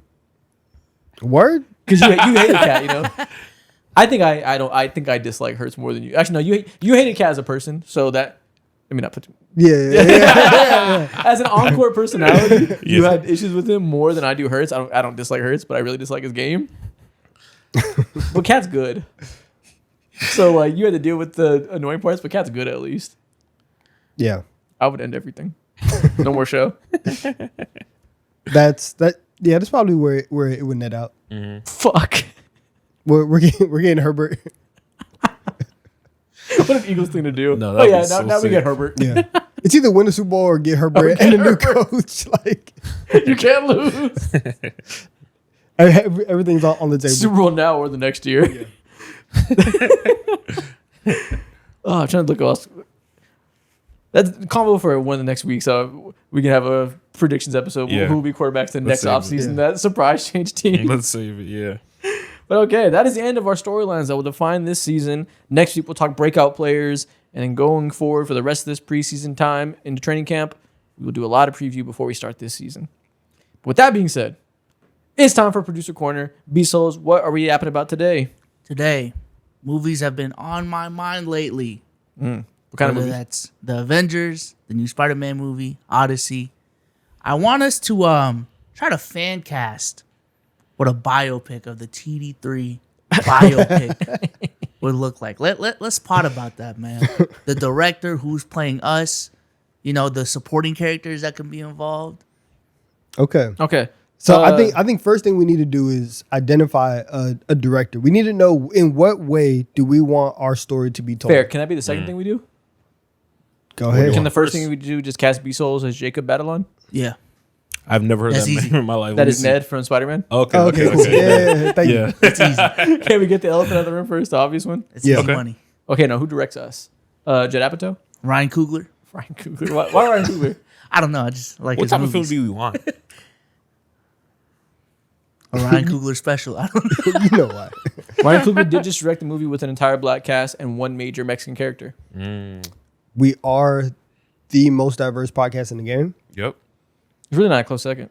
it's really not. It's actually not. Because African, Afro-Latino, what do you call Philippines? Like Pacific Islander? Is that what it's called? Asian. Asian. Okay, to say Asian. I'm like 4 different things. There's really no touching us. So Yeah, we're everywhere. We're everywhere. Yeah. yeah. We So here. so is it Coogler? He's the man for the job, man. I don't know. Ryan Coogler's a director. Fuck Yeah. it. All right, cool. So Coogler is there. Who's playing you? Who's playing you? Who's playing me? Donovan is John David Washington. Or Mikhail Bridges get into acting? Mikhail I think it's only Bridges. fair. I'll take John David. I'll take an actual actor for this one. I'll take Denzel's son. Oh, but no, if we John do David that, Twitter doesn't get Washington. mad at us for not casting an Afro-Latino person to play an Afro-Latino. They're gonna cancel our production. Think I'll get mad? Yeah, they're getting mad as fuck. Like Yeah. Robert Downey Jr. is played by someone that's not from Eastern Europe, so they're pissed right now that he's Dr. Doom and shit like that. Okay. True. I forget. We that gotta side. pick an Afro-Latino. I'm thinking the guy from Moonlight. What's his name? I don't know his name. Which one? Not Trevante Rhodes' character, but the one his like The best younger friend. one? The best friend turned lover. His best friend. I know. I don't know his name. I know he talk. He's Afro Latino. I'm pretty sure. Yeah, I think he's like Puerto Rican or something. Oh, that's my guy. Let's yeah, go. the guy from the beach scene. Whatever Okay, his name cool. is. Okay, For you? yeah. Okay. Okay, I have no idea what his name is. Oh, look. But I actually watched. Jarrell Jerome. Yes, I watched one of his recent movies. I was on an indie movie kick for a second. Really? Yeah. Let me Love make sure Brooklyn. he is. Oh yeah, he's Dominican. Yeah, Dominican and Haitian. Oh, that's lit. All right, so that's me. Jarrell Jerome. Who's Isaac? Somebody told me before that. Now this is like just American Caucasian man, so it's not the same. But we have similar facial features. It's okay. Someone told me before that I look like Jake Johnson from New Girl. Jake Johnson from New Girl.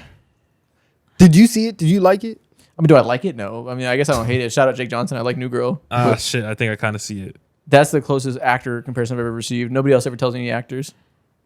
You know what? I see It's a movie. It doesn't have to be 1-to-1.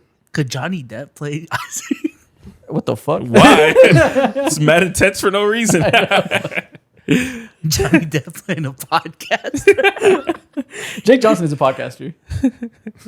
Actually, I could kind of see the Johnny Depp. Just sounded like Johnny Depp. Come on, bro. I could see him. I could see him doing it.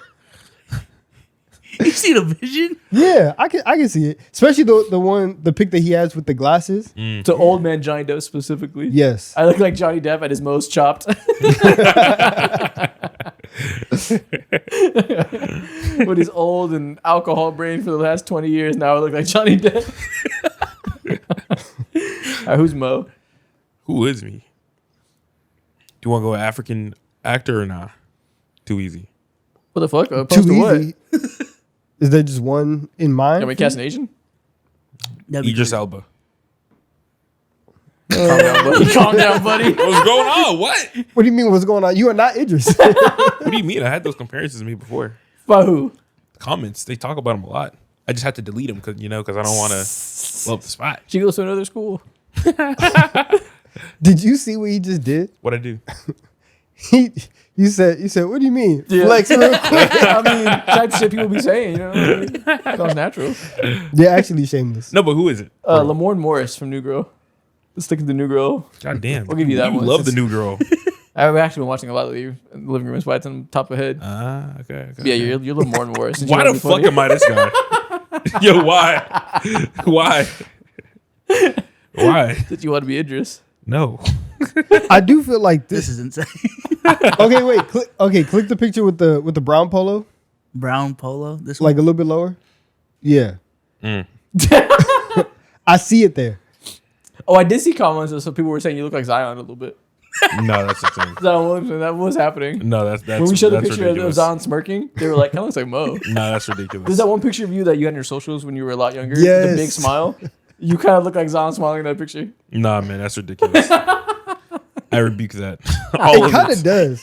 I'm not even joking. Zion. I'm not even That joking. that picture specifically, yes. I don't even know what picture you're talking about. But There's a picture of you like kind of looking down, smiling really big. I think you were in like a senior in high school or something, maybe in college. It was one of your old social media profile pictures.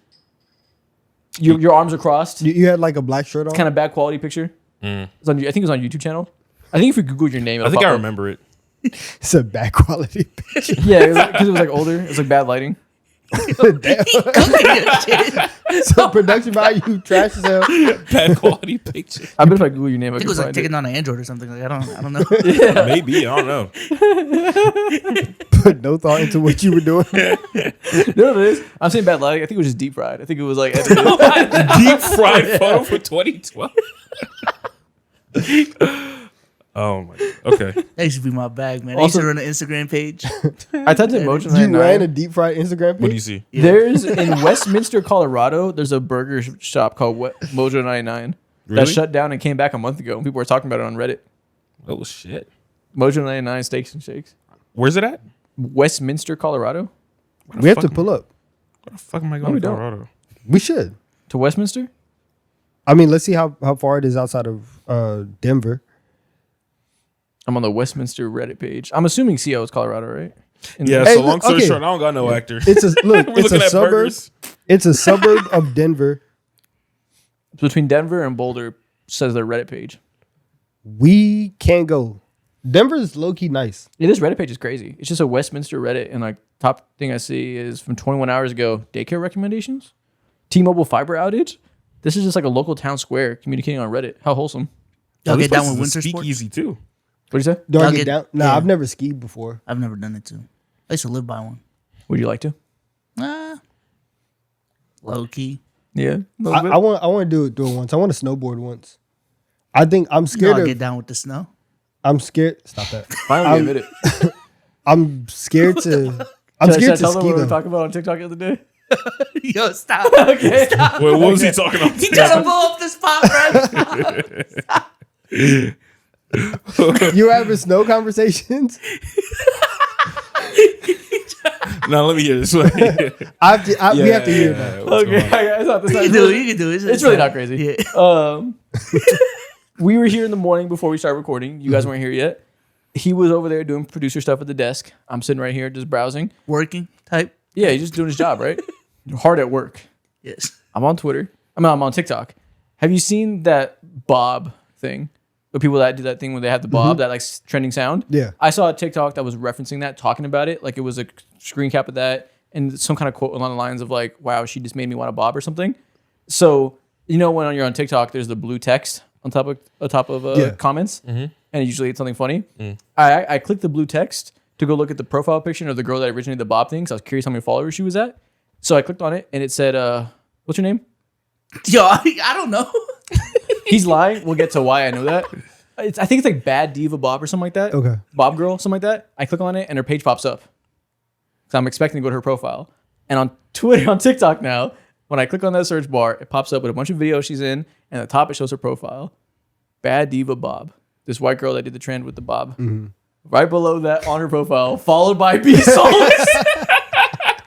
And I look up, I say, "You follow Bad Diva Bob?" And he goes, "Yo!" Like you blew up his spot. Relax. You're blowing up the spot, man. You know what? If that's the one I get exposed for, hey man. Oh, it's Miss Diva Bob. Oh, I did it again. I typed it in. Look at the Oh, top. yeah. Followed by me. I didn't know TikTok did that. That's I think crazy. they just started doing it. So yeah, I type it in and it says Jocelyn Marie, Miss Diva Bob, followed by B Salt. That's the way you hoop, man. All right.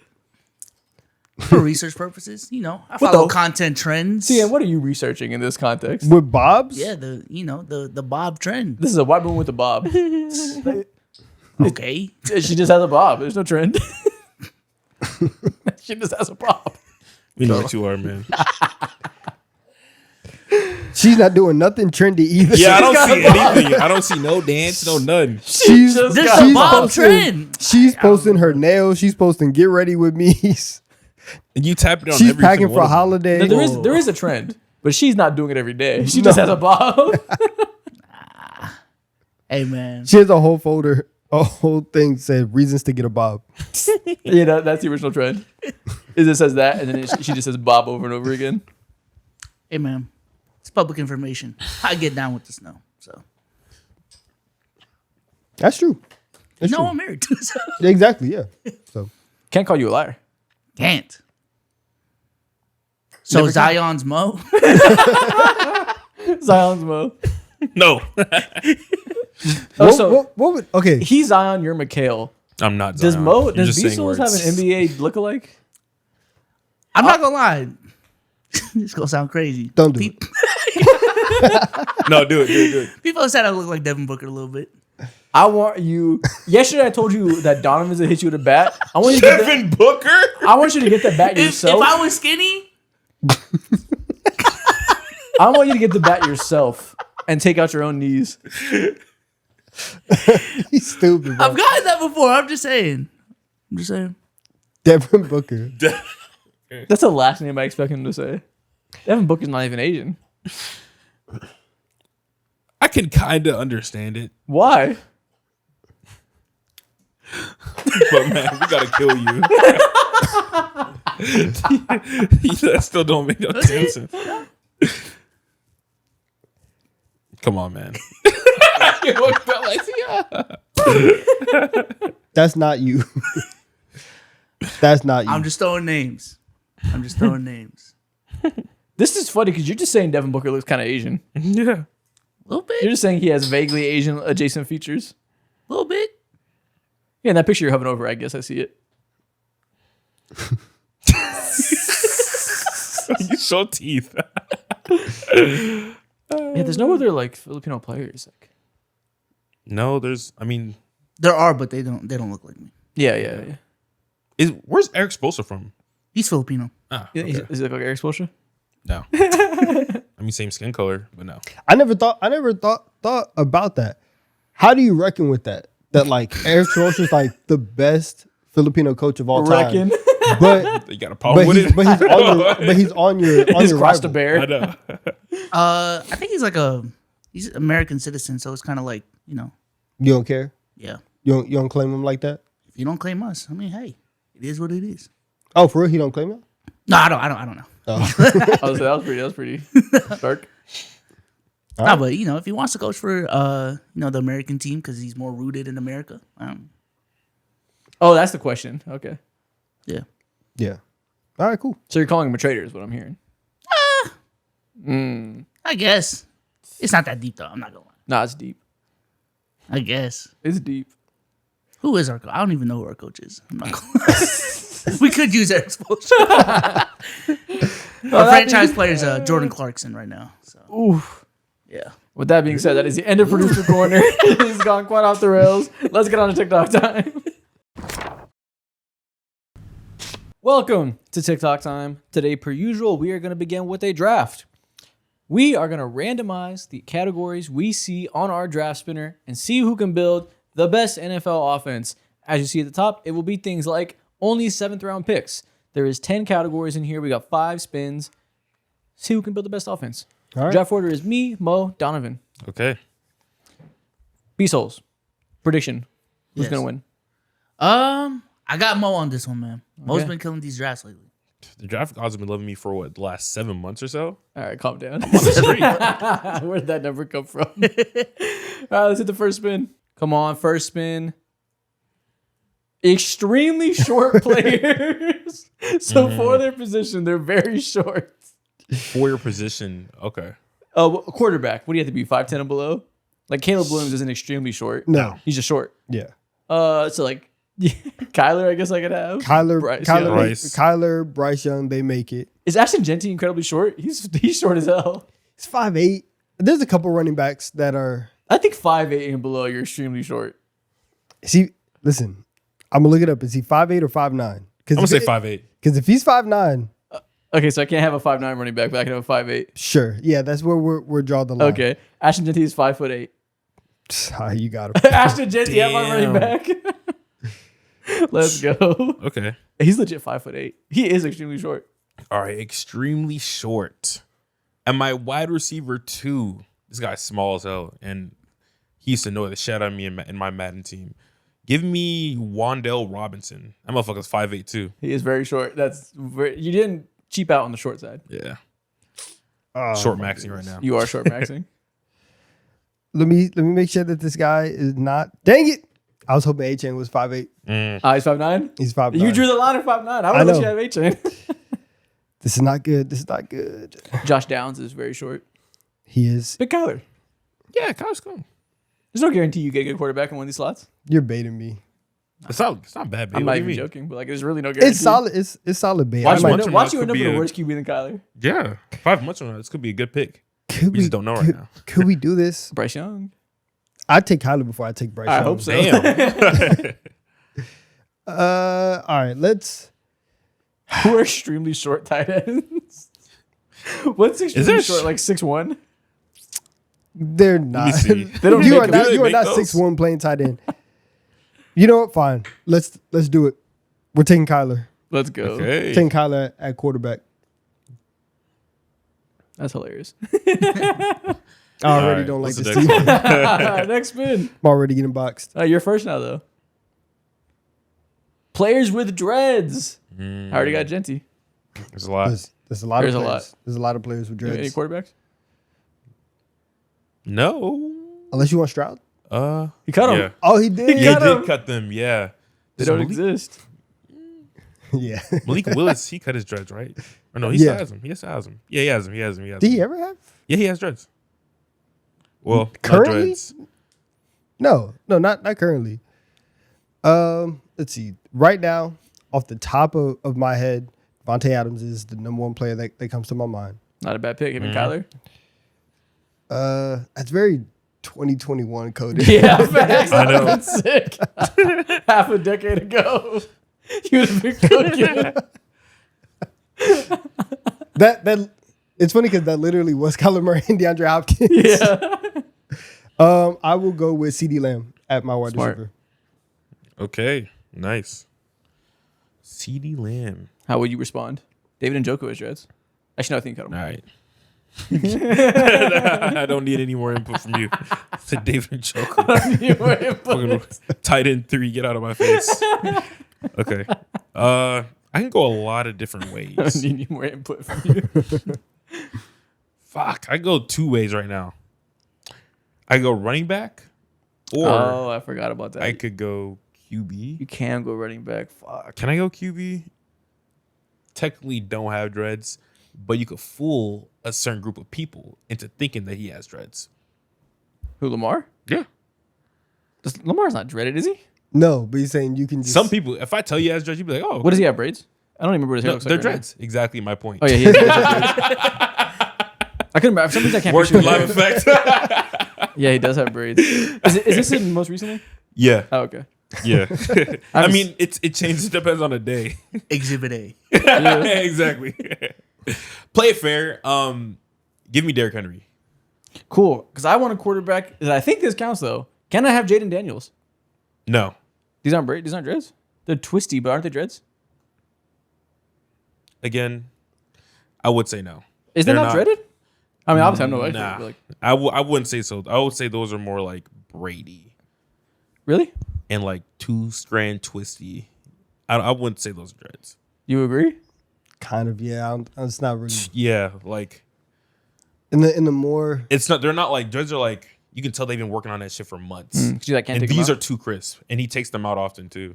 Okay. So those are just braids. Interesting. Yeah, dreads. You don't like dreads are there for a long Yeah. time. Okay. Like Derrick Henry, you can tell. Yeah. Okay. So like, damn, I was just thinking Jaden Daniels. I wasn't even thinking now. Fuck.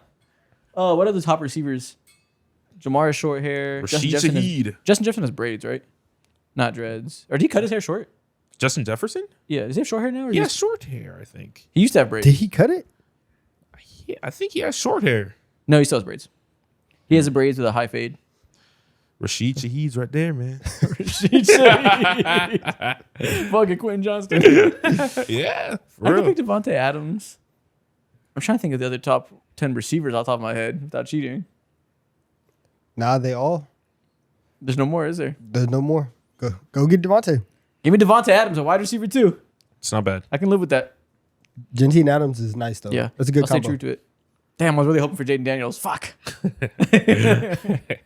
All right, next one. Team number 3 or category number 3. Okay.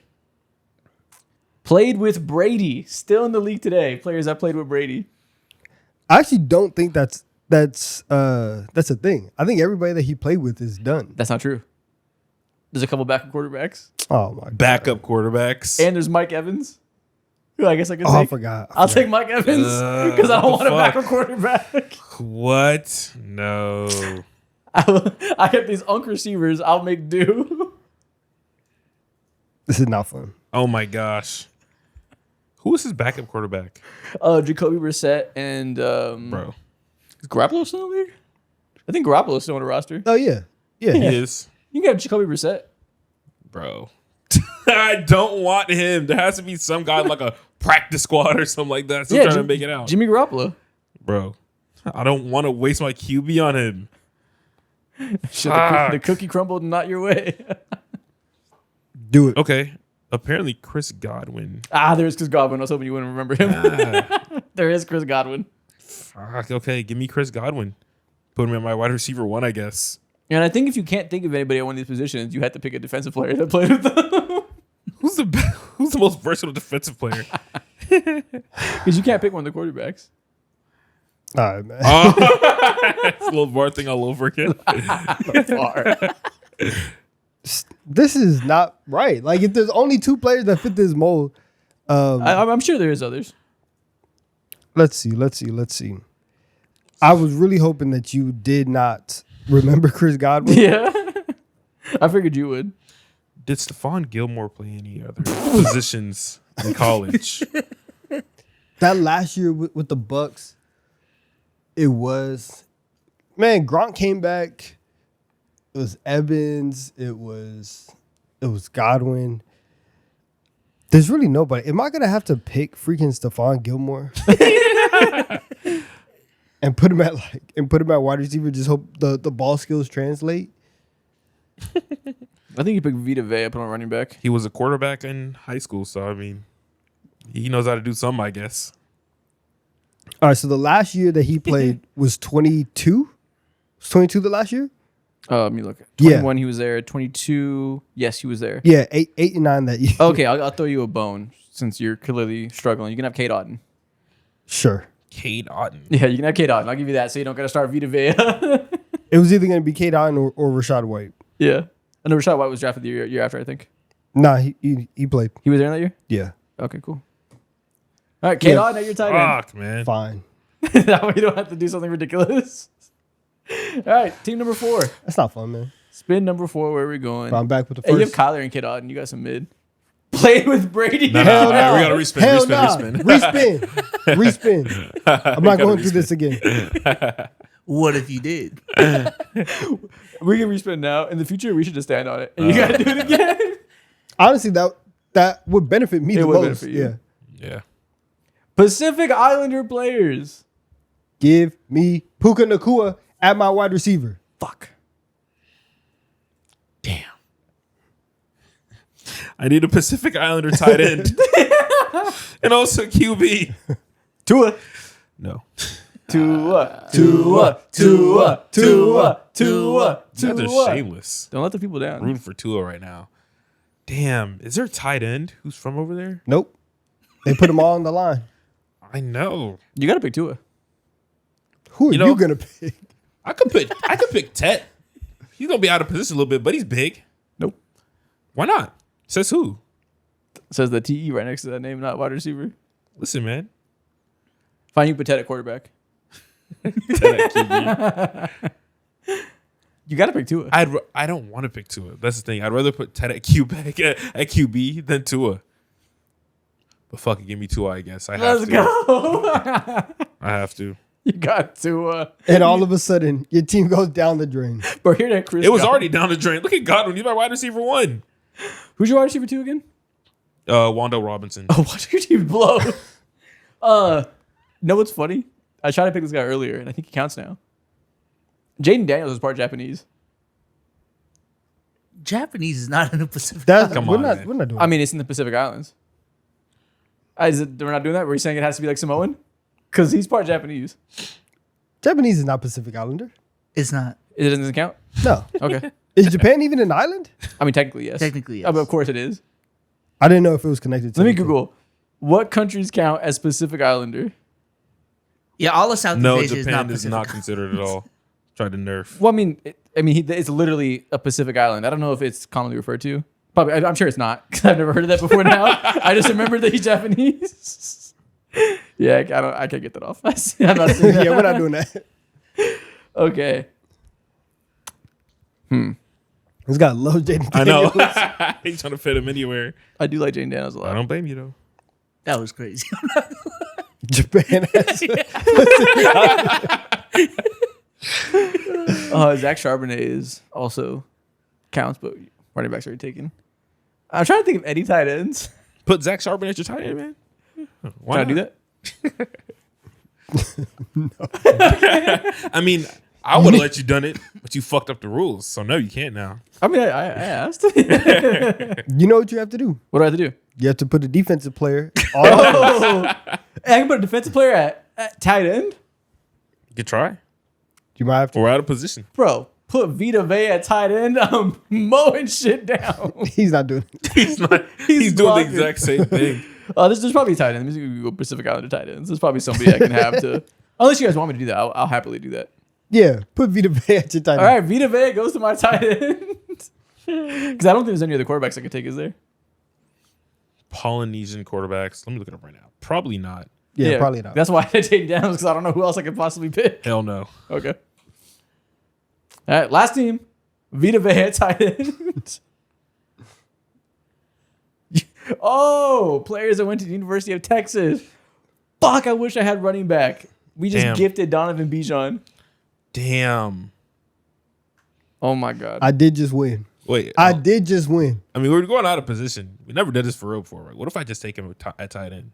No, that's not how we're doing it. Where are you That, getting the, the out of position is only going to happen if you have no more options, and then you have to go get a defensive You player. keep trying to make this happen. I have to. So- I have to be unorthodox. What do you mean? Stop that. Go ahead. Put Quinn there. Is that the only option I have? Did any of these older quarterbacks transfer out of Texas at one point? Nah, we went through a drought. You did? Really? Yes, there was a long time we were not putting nobody in the league. Wow. Is Sam still in the league? Dude, there's no one. There's literally no one. That's what I'm saying. I think it's just Sam and Quinn. I guess I do have to pick Quinn Ewers, don't I? Wow. I didn't know Cam Dicker went to Texas. I should put Dicker at quarterback. Stop that. I mean, You might have to. Give me Quinn Ewers at QB. Quinn can do some things. Maybe. He has Bro. he has Vita Bay at tight end. I literally have no Reverse other skill option. position Yeah, player. you can have Jatavian Sanders. He went to Texas. Jatavian Sanders. Yeah, Hooper. Not a terrible pick. Byron Murphy went to Texas too. You can't just do it because you want to. I'm fucked regardless. Does it matter? Yes. Yeah, give me Sanders. Fuck. And then, thank you, put Bijan Yeah, at my whatever. running back. You're the only one with a good quarterback. It was actually smart to take out. Yeah. Yeah, it worked out. I told you. Damn, Will man. my team still win even if I have Bryce? Yeah, I guess. Yeah, you would. Yeah. You have fucking Puka. You Yeah. have you have four other good CeeDee players. Lamb. What the fuck? You have no bad players. I have Vita Vea. All right, so my winning team: Kyler Murray at quarterback, Bijan Robinson at running back, K. Dotton at tight end, CeeDee Lamb and Puka Nacua at my wide receivers. Wow. And there you go. And that's the end of this draft. Don't- What a time. This Don't was a you shit ever show. doubt me again, B-Souls. This was a shit show. Oh, you did pick Mo. I did. Did Mo have the worst team? Tua. No, Isaac has a defensive player Yeah, Isaac does. playing offense. You don't think he can block? You're not. That's all he can do. That's it. That's all I want him to do. I'm running the ball. I'm actually Genty. I'm not setting Vita Vea on routes. He's just blocking. Nah, you're done. Yeah, I don't know. But also, Chris Godwin and Wandale Robinson I know at that's, 1 and that's 2. nasty. I'd much rather have Mike and Devontae. Who'd you rather have, Quinn or Tua? Unironically, Quinn. Quinn. Unironically, Quinn. Really? Yeah, easily. I actually would. Definitely. All right, next thing we're going to do.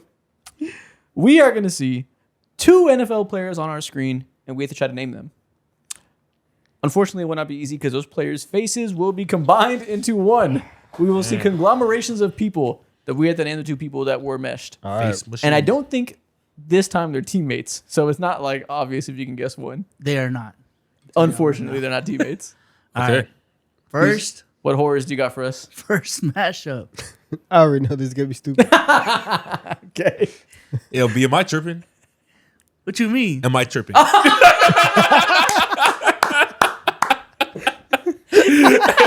I can't be the only one who sees this. Everywhere I look, I see him. Like, it's inescapable. Like, I know I'm not tripping right now.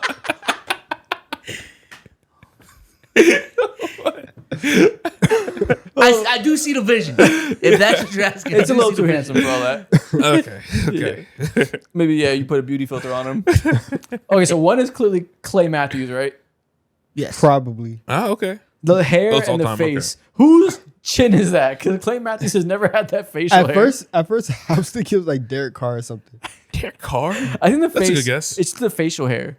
Yeah, The this is, face is him. The nose throwing me off, too. I don't know who this is. This is crazy. This is good. Looks like Thor. Dude, Yeah. what the fuck is this? this is what they say Jesus looks like. Yeah.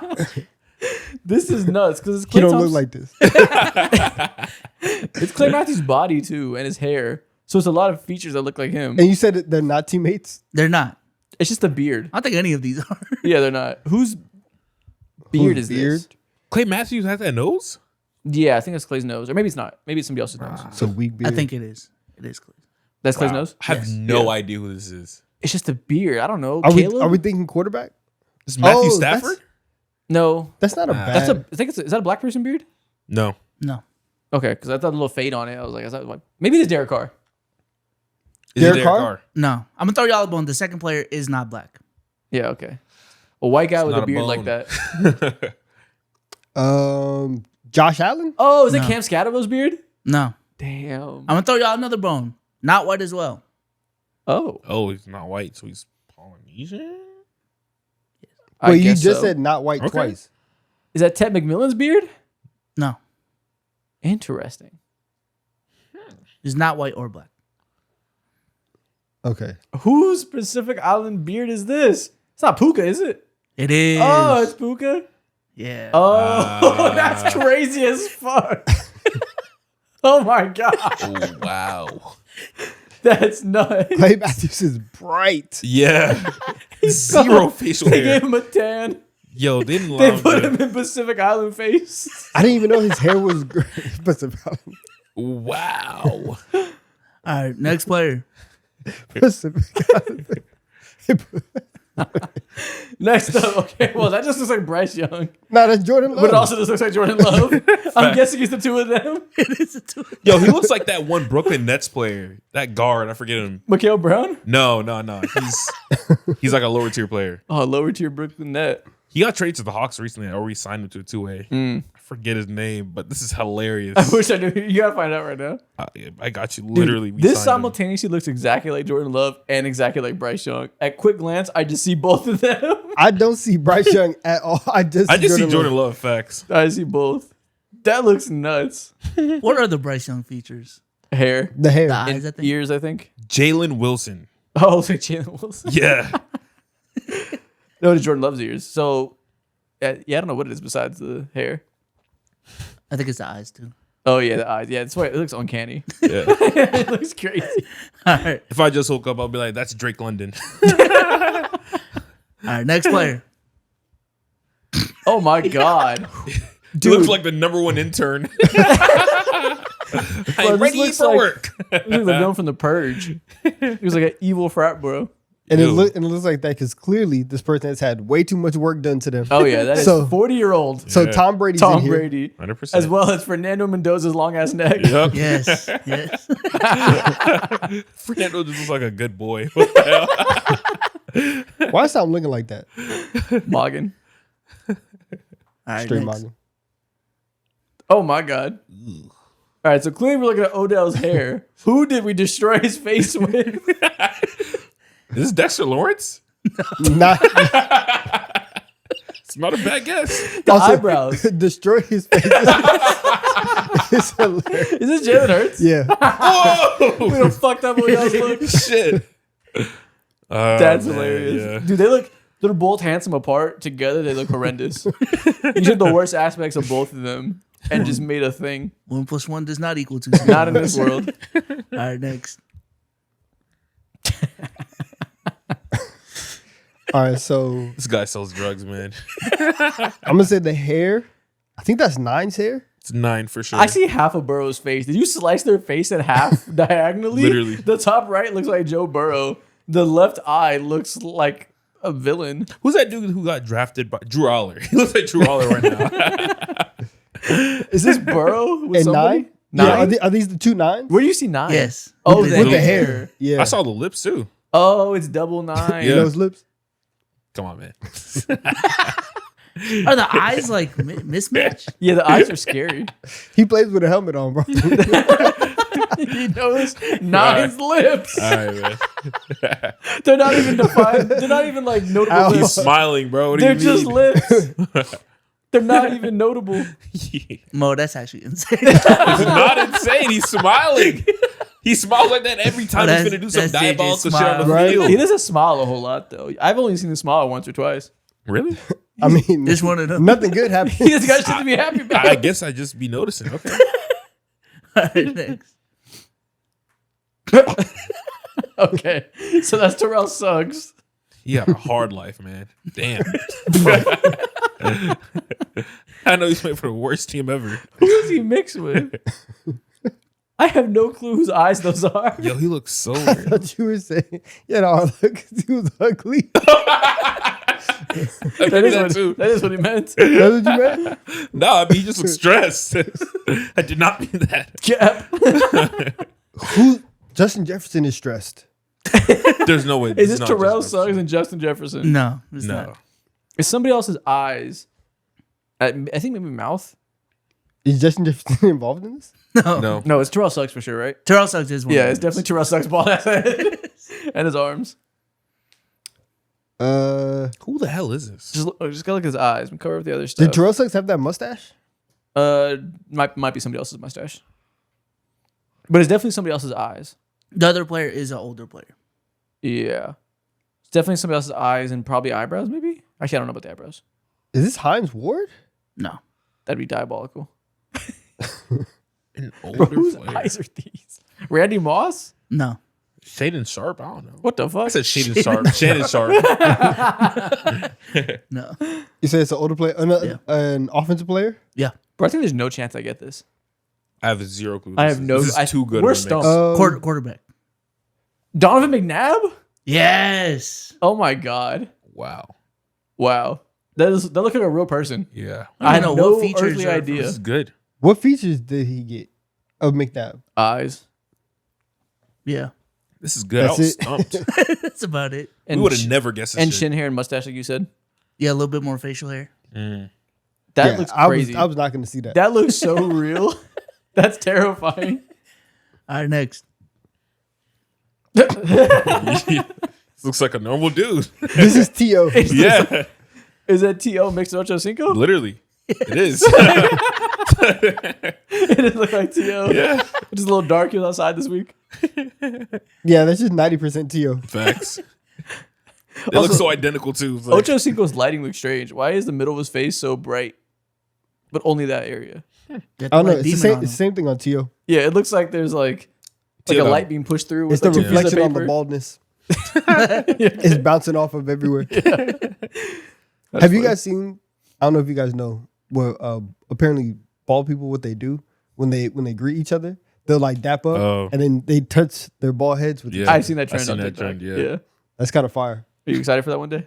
I'm not gonna lie. I was like, should I go bald just so I can do that? It's like a fist bump. It's kind of hard. So you do it, I'll do it.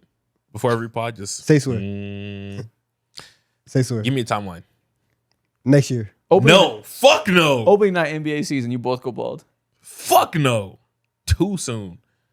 Oh, you can grow it back. No one said you go bald forever. I was thinking like 2034 or something like that. Damn. All right. But next, I'm trying to do it now. no. It's like 3 months, 2 months. Just do it for No. style. Claim it. No. Okay. Not ready for that life. Bezos? Nah, I'm good. No, okay. Bezos can pull it off though. I'm gonna just look like You probably have the best bald look, honestly. probably. I do have my hair covered a lot, so y'all can see the vision already. All right, next. What the hell? Okay, so I know for sure this is Josh Allen. Oh, you see Josh Allen? Yeah, I see Yeah, Josh 100%. Allen somewhere. Okay. Josh Where Allen. you see Josh Allen? Tell me where Josh is. Little bit of the Forehead, eyes and forehead, hair. forehead. Yeah. Okay, then the other one is definitely Julian Edelman, who I see immediately. You see Julian Edelman? Yeah. Really? Josh Allen's actually not involved in this. Whoa. Oh, yeah, I was gonna say, what are y'all talking about, Josh Allen? What? This looks like a devious Josh Allen. Yeah. No, that's Julian Edelman. Look, This it looks like Messi. Josh Allen if he was like a silent film movie star. No, this looks like a This douchebag. Charlie Chaplin Josh Allen. This looks like somebody that like your sister would bring home and a boyfriend that you hate. He looks like a dickhead. This is Baker Mayfield. He looks like he spits tobacco. He drinks Jay IPAs. Cutler? What the fuck? Whoever said Julian Edelman, you are right. Yep. Is it Baker with him? No. Baker's not here too? Ah. Let's see. Who is with Julian Edelman? So do you see Julian Edelman's like Eyes. beard? His eyes and maybe upper head. Do you mix him with Tom Brady again? No. Lower Close half. though. Lower half is someone else, I think. A sharp so chin. close. Yeah, that is Aaron. in the right oh direction. wait. Oh, it does look like a Tom Brady. It's not Aaron Rodgers. No. No, it's some white quarterback's chin. It looks very familiar. But Joe Flacco? No. the sharp chin is. Not a bad guess. It's not a quarterback. Oh, it's not Yeah. So what other? Edelman and it's not Amendola, is it? Yeah. Oh, okay. You put them together. Wow, okay. Okay. Nelson, okay. Yeah, the facial hair on the sides definitely brought it together with Amendola. The original exciting whites. Yep. Yeah. I thought it was too obvious you wouldn't do that. Nelson Nice. Amendola, okay. All right, next. Oh my god. Yo, this is Tyler shucking someone, bro. I think I know What? this is too. And someone, Jared Goff is in here. Jared Goff is here too. Goff is in Yeah. there somewhere. All I know in his life is Goff over there somewhere. You are correct. Jared Goff isn't it? Okay. What the hell? It's not Tyler Shuck, is it? No. Okay. Who is Goff mixed with? This is horrendous. I'm mad. Maybe Whose fucking nose is that? Josh Allen. No. Nah. No. You would know that nose. Would I? You have to. Who has a very dominant nose like that? And hair. That's not Goff's hair, is it? No, that's golf hair for sure. It is? Yeah. Nah, the curl up. I don't know if the curl up I is think it's a 100% mix of his. two hairs. Really? I don't think he has that little poof on top, does he? No, I think it's kind of. I think his hair is The kind of sides flat. of the hair is Josh Allen's, but they added a poof and a receding hairline that I said Josh thought- Allen, Goff. I thought golf had a receding hairline. Not like that. That looks like Hunter Renfro. That's a good guess. He's not putting out 100. I know he's not. 100. Is it Hunter Renfro? No. Okay. You know who that is? No. Okay. Other is this? quarterback. Yeah. Okay, so it's another QB. Oh, is this Drew Brees? No, Oh, damn it. The Sam Bradford. no. Fuck. Give us a hint. Very iconic. Very iconic quarterback. Okay. So I was gonna Is say this Peyton Manning? No, Oh, I was gonna say that makes sense forehead wise. Is it Eli Manning? no. He's an iconic quarterback, but not an all-time great. Phillip Rivers. No. What the fuck? All right, we're I think we're we're lost. good. it's not Yeah. Ben Roethlisberger. We can't tell who you combine Alright. Jared Goff with. It is Tim Tebow. Oh, that's the fucking nose I saw. That is Jared Goff's hair, though. Yes, yeah, I told you. Oh, okay, you're right. The poop. I didn't rocking know that. he had that. Me neither. Facial hair, Tim Tebow. Wow. Dude, that's horrendous. Get this guy out of my face. Relax. There's someone who looks like this in real life. Get him out of my face. All right, next. I haven't seen these in full too, so this is crazy. Yo, who attacked Victor Cruz? What the fuck? Yo, why is his mouth so He's so big. absurdly big? Like I get it, but what the fuck? You can hear everything. He's chomping on shit. Yo, He there's can, he can bite through a grapefruit in one there's place. never a bite that's too big for him. Holy shit.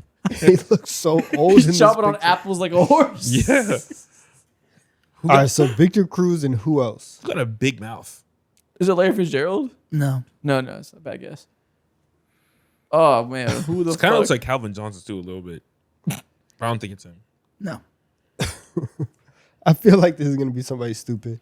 The smile is kind of familiar, but I can't put my finger What do we on got? it. It's the biggest smile you've ever seen. It's too big for this face, but on a normal face, it looks kind of familiar. I'm trying to put my finger on it. It's in the back of my head, but I can't nail it. I'm thinking it. So, do we think it's another receiver, Potentially. another offensive player? It is an offensive player. I can give you that. Okay. This shit's on the tip of my tongue. RG3? No. Okay. That's not a bad guess. You I see- smiling. I He see. smiles. I see what you were cooking there. Yo, Wow. I'm cooked. That's a unique mouth. Whoa. No pause. One of one. They don't make them like that very often. Who is this guy? Is this Victor Cruz's forehead? Yeah. Victor Cruz is one of them. I don't know if that's his forehead. Also, this is not Victor Cruz's eyes either, right? Don't know. No, it's not. He said it's an offensive player, and I had asked if it was another receiver. So maybe it's like a quarterback or It something. is a receiver. It is. Oh, It's a receiver. Okay. I know it's a receiver. That smile is ringing bells in my head, but I can't nail it. if we just go through some of the better receivers. I have no This is idea pissing me what off. this We is, should yeah. know this one. You said Calvin Johnson. It's not. Keyshawn? No. Oh, okay. That's the gap. It's not Randy. Nope. I think we're cooked. We've already done T.O. We've already done Ocho Cinco. It's not. I think Larry. we're Jerry fried. Rice didn't have a mouth like this. He played for the Eagles. Last hint. Play for the Eagles. Deshaun Jackson? Yes. Oh, it's just Victor Cruz's mouth. Where did Deshaun Jackson come in? They put Deshaun Jackson all in the face in his disruptive proportions, so Victor Cruz's mouth looked crazy. Okay. Wow. Victor Cruz got a My big bad, mouth. Vic. Damn. That's the normal size of his face. What? We swore they made it bigger. Damn. That's just Victor Cruz. Yeah, we were mad disrespectful. Nah, but they altered his face a little bit. It's because they made his nose smaller, so it didn't look right. The nose being bigger brings it together. Yeah. Here he looks like Michael Jackson. Yeah, that tiny little nose and fucks everything up. That is Deshaun Jackson's nose. Yeah. Damn. And his okay. eyes. Yeah, that's what messed it up. Yep. All right. Okay. Next. Swore it was a different mouth. Yeah. Yo, we know who this is off the bat. That looks like it could be Donovan's uncle or something. It just looks like a guy. Like, he's just a normal person or somebody's uncle. He looks like a PE coach, man. Yeah, that could just be a guy that you introduce me to and say, this is Dave. Oh. I'm like, how you doing, Dave? That just looks like a guy. So It this is looks so Strahan real. for sure. It's Strahan and Jameis Winston. Yep. Yep. Wow. Honestly, the newer picture of Jameis looks weirder than the face mask with straight hair. Really? Why? It's the It's the just stash? yeah, Yeah. just a straight mustache. Honestly, looks off. I do see Jameis like literally looking like that when he's older. Like this? Oh, like him. Yeah. Yeah. I can see him looking like that when he's older. Like Kurt Angle a little bit. Kurt Angle. I kind of see it. Sounds like Jay Electronica. All right, next. Yo, So we're gonna go two. We're gonna go 2-way here. Who did you botch Tua with? I'm disturbed. This is ridiculous. He looks like that dude from Elmo who comes out the trash can. I don't even know his The name. Grouch. The Grouch, yeah. Oscar. Yeah. It's somebody else's eyes. I think an old white person. Is it Aaron Rodgers? no. Nah, because that's not Tua's nose. This is Hell Russell no, it's Wilson, not too. to his nose. Look at that honker. It's Russell Wilson. Oh, Yeah. it's a deeply disturbing. All right, last one. Is that a coach? Yo, he looks mad annoying. He definitely is a coach. It's annoying. Loki, he looks like someone that we both know. I don't know who you're thinking of. That's hilarious. So Matt Ryan is in here. I'm assuming. Yeah. His forehead. Yeah. Is that a coach he's with, or is that Matt Ryan's hoodie? It's probably Matt Ryan's hoodie.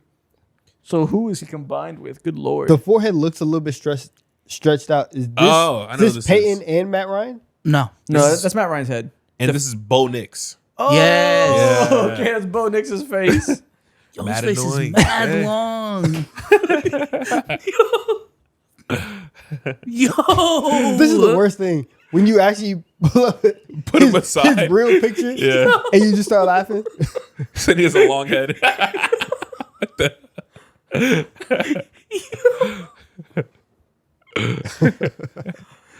That's just a weird angle for him. No, He looks man. like plankton. Like he's lucky he ain't black. He'll be the real Frozone. He's so lucky. He's lucky. Yeah. Black. So the extent to which his life would change if he was black Everything would change. would be looking like Frozen. Oh my god. Bro, that is insane. That's funny. I can't believe that Victor Cruz won. Yo, we're so disrespectful. We swore the That math seems was rough. different. I'm crying. Whew. Next thing we are gonna do. That was good. Oh my god, that was funny. We are gonna put NFL Super Bowl losers into a tier list. We're gonna see all the losers of the Super Bowl since 2014, and we have to tier list them. Perfect. Let's start with the most recent one. What do we do with the 2025 New England Patriots? We put him in C tier, maybe even D tier. Yeah, D-tier? schedule got them there. All the talking points there. They got there and got their ass whooped. Yeah. Not the strongest Super Bowl loser. No real quality like star-studded names outside of like what Drake May and Yeah. Gonzo too. So, Honestly, they I might be understand. D. Offensive was a quarterback carry job that got them there. Like as far as comparing them to the rest of the quality of these teams, they're not on the strong end. They're probably on the low end. Okay, I'm fine with D. They have to be D. Yeah. Just, again, a good team. They deserve to be there. Not to disrespect them, but these are all Super Bowl caliber teams. They're not the strongest one. Yeah. Year before that, why am I blanking? Oh, Chiefs. 2024 Kansas City Chiefs. So record wise, they're an A. But I would say like that team as a whole, they were winning 1-score games week in and week out. They were getting tested the entire season. He has really Mahomes magic for a full season. Yeah. But that Mahomes magic is pretty goddamn good. They It are is. 15-2. I don't think they can be lower than B. They're trying to come off a three-peat. Yeah, but like for a singular year, Yeah, but I'd probably go B. see, I mean, B. they won 2 in a row. And I know that doesn't have anything to do with this team, Mm-hmm. but they were that good. They just went up against a much better team that was much more whole. I want to say A. That's Mahomes at the peak of his power. But it was also like the offense had once again the offense took another step back. They were Yeah. really dependent on comebacks and being efficient in every single margin. I think B is okay. Carson Steele got 56 carries that year. Dude, the craziest stat from that Mahomes, you're going back to what you said. This man, Patrick Mahomes, won 17 straight 1-score games. But that's before not a this fluke. He just does that type of Yeah. thing. Like I think they had the ultimate 1-score game cheat code. I think it's kind of an A-tier team. I'm fine with A. But they won 15 games. Jesus Christ. But like, Dude, that's 15 games and the best quarterback we've seen in our lifetimes. Maybe not, but you know what I mean. One of the best quarterbacks. you know what? Fine. It's good glaze. It's good glaze. Good Yeah. glaze. Okay. Who's up next, B-Souls? The 49ers. 2023 49ers. That Kyle was Shanahan. another team that honestly should have won, could have won, Nah, but you didn't.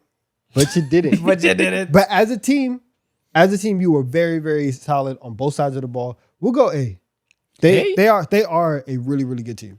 Yeah, that voodoo magic got them. They walked out there, snap one, linebacker tears his Achilles. They got Bro. by the evil empire. Just coming off the sideline, not even during the play, trying to get to the play. Damn. I don't know, maybe B tier team though. I mean, they don't have the elite quarterback. They're obviously a very good roster with top tier coaching. 12-5 in the regular season, third in points scored, third in points against. So good on offense and defense.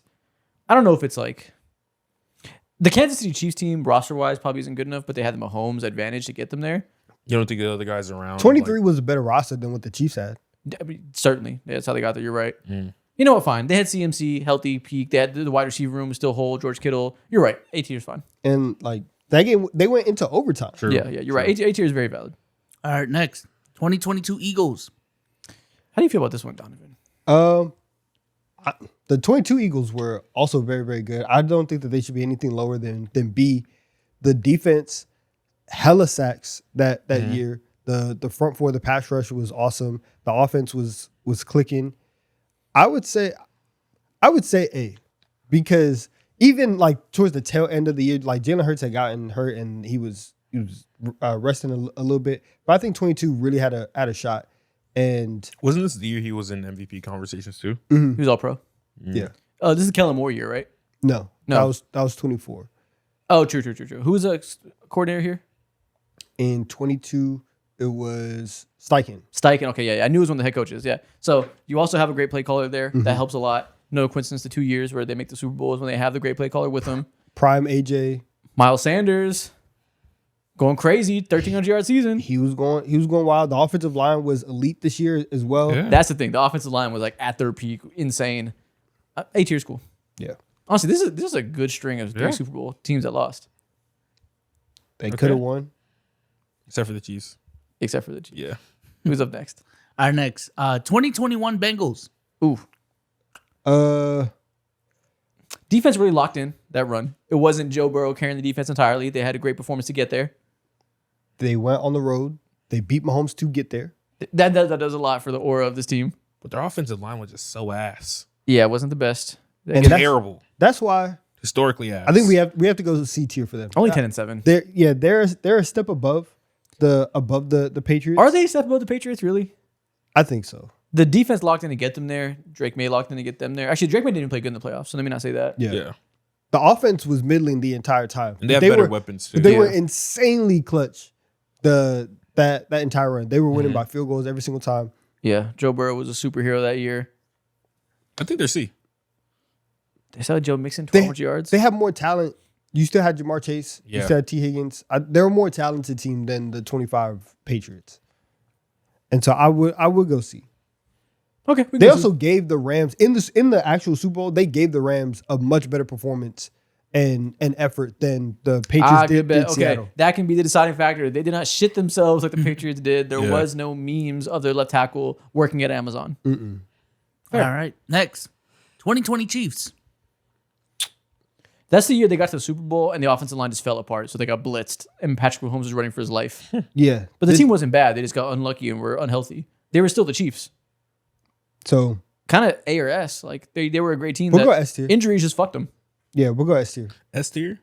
Both their tackles got hurt before Yeah, the, in 2019 before the they Super were Bowl. in 2019 they were gods. 2020 they weren't that much worse. They just got unlucky injury wise. If I remember that correctly, right? Yeah, they should have went back to back and then they had backup tackles. Yeah. Okay. And didn't they have a guard playing tackle? They had I everything. think they put Tooney at tackle. They had everybody playing everything. Yeah, they were 14-2 in the regular season. Top 10 on both sides of the ball still. That was still a great team. They lost 31-9. Oh my god, they got blitzed. They got throttled. Jesus Christ. they were insane. Mahomes was 14-1 in his games. Yeah, they still had Tyreek Hill. 12. Tyreek Hill had 1,200 yards and Kelsey had 1,400. Crazy. Hardman had 600 yards. Like, Jesus. What a team. All right, next. Harden. 2019 49ers. Ooh, That's GG, a then. good team. That's a good team. Great team. How this team is entirely like the way that we're going to talk about him right now. How much do you want to ding him for Jimmy G being the quarterback? A lot. It's Jimmy G. Then we might have to go B. Because this team, they were 13-3. They were dominant on both sides of the ball. They were up 10 in the Super Bowl Yeah. and blew the lead with 10 minutes to go in the fourth quarter. Prime Nick Bosa. Mind you, up 10 in the fourth quarter, lost by double digits. Brother, they had like That's 21 crazy. unanswered points. It was disgusting. So, yeah, I think Jimmy G brings them down to B. To be? Yeah, I was thinking B or C. I was thinking. If they had anybody else, they would probably win that. Yeah, the roster stack. Rookie of the year, Nick Bosa. George Kittle's already first team All Pro. Getting a lot. That's when Kyle Shanahan was just at his peak genius, getting hella rushing production out of just everybody. Okay. Had Raheem Mostert out there, everybody looking good, getting solid gains on the ground before they got CMC. Well-rounded team, we can go B. All right, next. 2018 Rams. Another extremely dominant team. The offense was clicking really the entire way until Bill Belichick said there's levels to this. Yeah, sat them the fuck down, and yet prime Aaron Donald. Prime, you had so many stars on that team. Yeah, the best defensive tackle of all time on this team, at his best. Should we go A? Because they were one of the dominant teams in the league. Like they were supposed to be there, and they got there. It's another. Honestly, we could put them in B with the Niners because the same thing in terms of Jimmy G holding them back. Jared Goff held them back. Yeah, but also their defense wasn't particularly good, despite Aaron Donald being there. Their defense wasn't high end. But yeah, this is when McVay was taking the league by storm. He was under center, dishing that rock for 80-yard touchdowns, passing out his under center, condensed formations. Nobody had seen it before. Just to turn around and drop 3 points. But the defense also wasn't that good, and Jared Goff wasn't on shit in the Super Bowl, got exposed. I think C tier probably. They had prime Todd Gurley. Todd Gurley had 1,800 yards that year. Yeah, as I'm saying, the under center game was insane, passing and running. But again, that mediocre defense and Jared Goff, and you got your backs blown out in the Super Bowl. We dinged the Patriots for getting their backs blown out and getting stretched out. We have to do the same for the Rams. You lost 13-3. They had Stop 3 blowing points when you are supposed to be this type of offense. But a defense that wasn't that good held the Patriots to 13. Fair. That's also about the state the Patriots offense at that time. The Patriots Rams winning with averaged like defense. 33 that year. Exactly. per yeah. game. And you got locked up on offense. That's your defining. Sean McVay scored 3 points. Yeah, he did have to go into the lab after this. He got Yeah. locked the fuck up. He had to call up Matthew Stafford and be like, save me, please. All right, put him in C. C tier at least. Dang. All right, next. 2017 Patriots. But the Rams in C. Oh, my bad. My bad. Next. 2017 Patriots. We're putting a Brady team. Offense, elite. Bro, they scored so many points in the Super Bowl. Like, it is. Somebody had to lose this game, and it happened to be them. Brady broke the record for passing yards in the Super Bowl. You got to be S tier. Yeah. It's one of the greatest games of all time. Somebody had to lose, and it happened to be you, but you deserve to be there. His You deserve to be defense also champion. wasn't great though. Yeah, it wasn't. I don't know if it actually has to be S. Like this, like I would say A tier just because the defense wasn't amazing. It was peak bend don't break defense. Like they were top 5 in points allowed, but then bottom like 3 in yards allowed. Nevertheless, top 5 in points allowed. They were getting scored on like that. Yeah. Bend don't break isn't too bad when you're the top 3 offense in the league. I think that might be us. Elite bend don't break. Yeah, I mean, elite bend don't break with a peak Brady offense. You can't be the I mean best in the league at everything. they were bad in everything though. On And so defense, it's like if you go up against another team that is of your caliber, Yeah, you got to shoot out. yeah, you can get got. Yeah, and you think a guy. It was one of the best shootouts ever, so it went how you'd expect.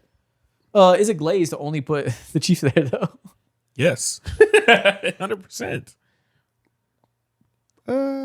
Yes. Yeah, it is Gliz. But are we gonna Glaze? Probably. All right, Patriots can go to A tier. Oh my All right. gosh. Next.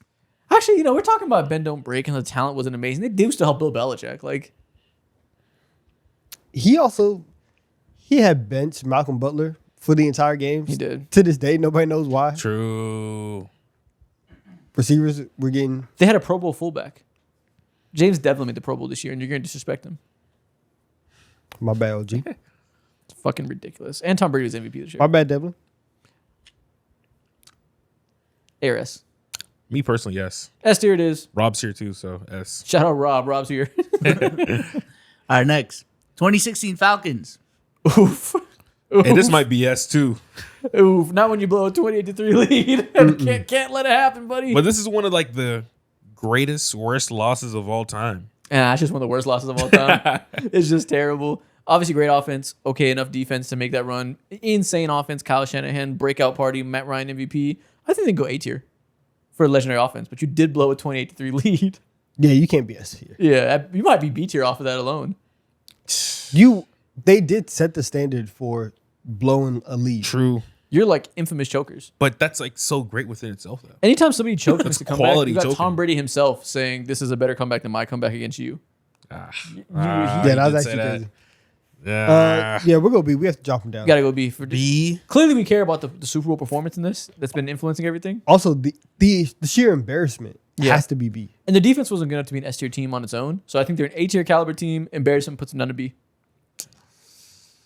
Ooh, Let's drop him. Man. We have to drop him. That's new there. Mohamed Sanu. Nobody in Miles- F tier. Peak power. Yeah, there's no one in F here. We have to be mean. Might put the Patriots down, I guess. We'll see. Next. 2015 Panthers. Ooh. Fuck. Man. It's a total carry job. Got embarrassed. And Great defense, but the offense was wherever we Iconic put the defense. Falcons, Huh? we kind of have to put them. Well, no, because their offense was better than the Falcons' defense. This is an iconic defense carried by an MVP quarterback. So they got something on both sides of the ball. But they also got locked True. up in the Super Bowl. They did get locked up by another iconic defense. locked up in the worst way. Like, They got locked up so bad you got Cam Newton having therapy sessions online talking about it. I was scared. Every 2 years. Every 2 years. You know, when you force someone like Cam Newton to look inwards and after his career develop a sense of ego death over this game, I guess we can put you in B tier. Okay. I guess that's fair. Though, actually, something tells me A tier. Something tells me they belong with those teams in A tier, nevertheless. I'm sorry, man. You got locked up. Okay, ego death gets into B You tier. got locked up. I guess if you get destroyed in embarrassing fashion, that makes you question your self worth. You can't be A tier. yeah. Also, their weapons are just so fucking asses here, bro. Yeah, everybody in A tier went out respectable. Ted Ginn Jr. is a wide receiver one. Actually, Leave the me Chiefs also fuck got their alone. backs blown out. Whatever. All right. Last one. 2014 Seahawks. S tier. Yeah, I guess so. I mean, there's one reason you didn't win the Super Bowl, and it's one specific play we'll never stop talking about. Yep. You were one play away from going back to back. You can't get much closer than that, so it's got to be S tier. Having an all-time defense in their prime, getting back to the spot. All-time game manager quarterback on a cheap contract that allow you to build that defense. All-time power back at the 1 yard line. Doug Baldwin, all-time underrated receiver. Oh my goodness. Don't And get they- it done. And they threw it all away, ruined the era of Seahawks football. Yeah. Fractured the locker room for life. Off of just 1 yard, bro. To this day. Ego. Is Isn't Sherman he still ego? upset? I don't know. What did you say? Like, he still hate Russ? Who? Sherman. He probably hates Russ for other reasons. Gotcha. He's an annoying guy. Yeah. You give cool people a pass for things like that. Yeah. When you don't fuck with somebody, you hold that against them. That's how it goes. You That's just do it. No mercy. And that's the end of that segment. Next thing we're going to do. We call Russ annoying. I'll never meet Sierra. Damn it. I'll never, Never meet meet Sierra. Sierra. You might be a future though. I don't want to meet him. You said you might meet who? Future. I don't give a damn about him. What? I'd much rather meet Sierra than Future. Future is one of my favorite artists. That's definitely a never meet your hero situation. What am I going to talk to Future about? I don't know if he can carry a convo in any interesting way. Don't want to do that. I don't want to meet him. That's probably my favorite artist that I don't want to meet.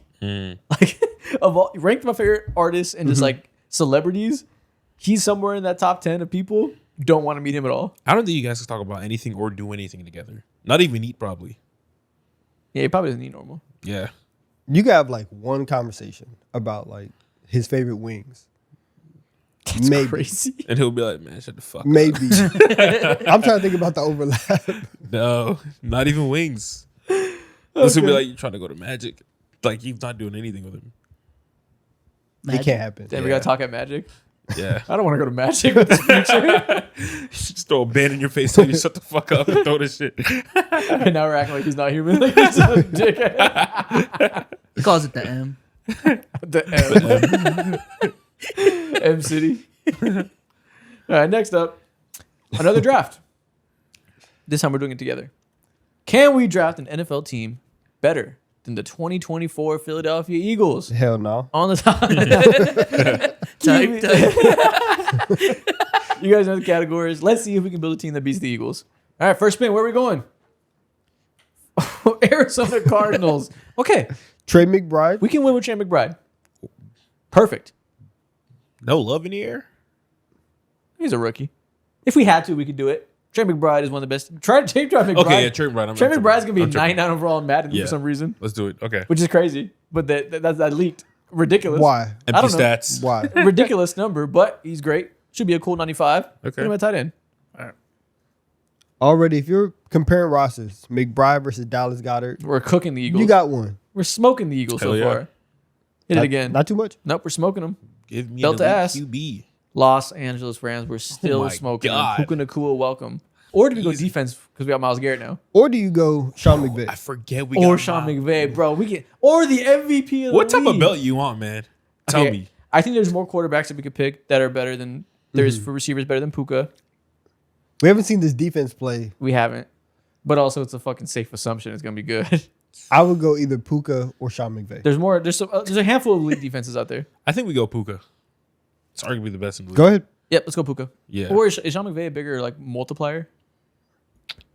Are we gonna Well, find a if you better have- coach than him? If you have AJ Brown, you go toe to toe with AJ Brown and Puka.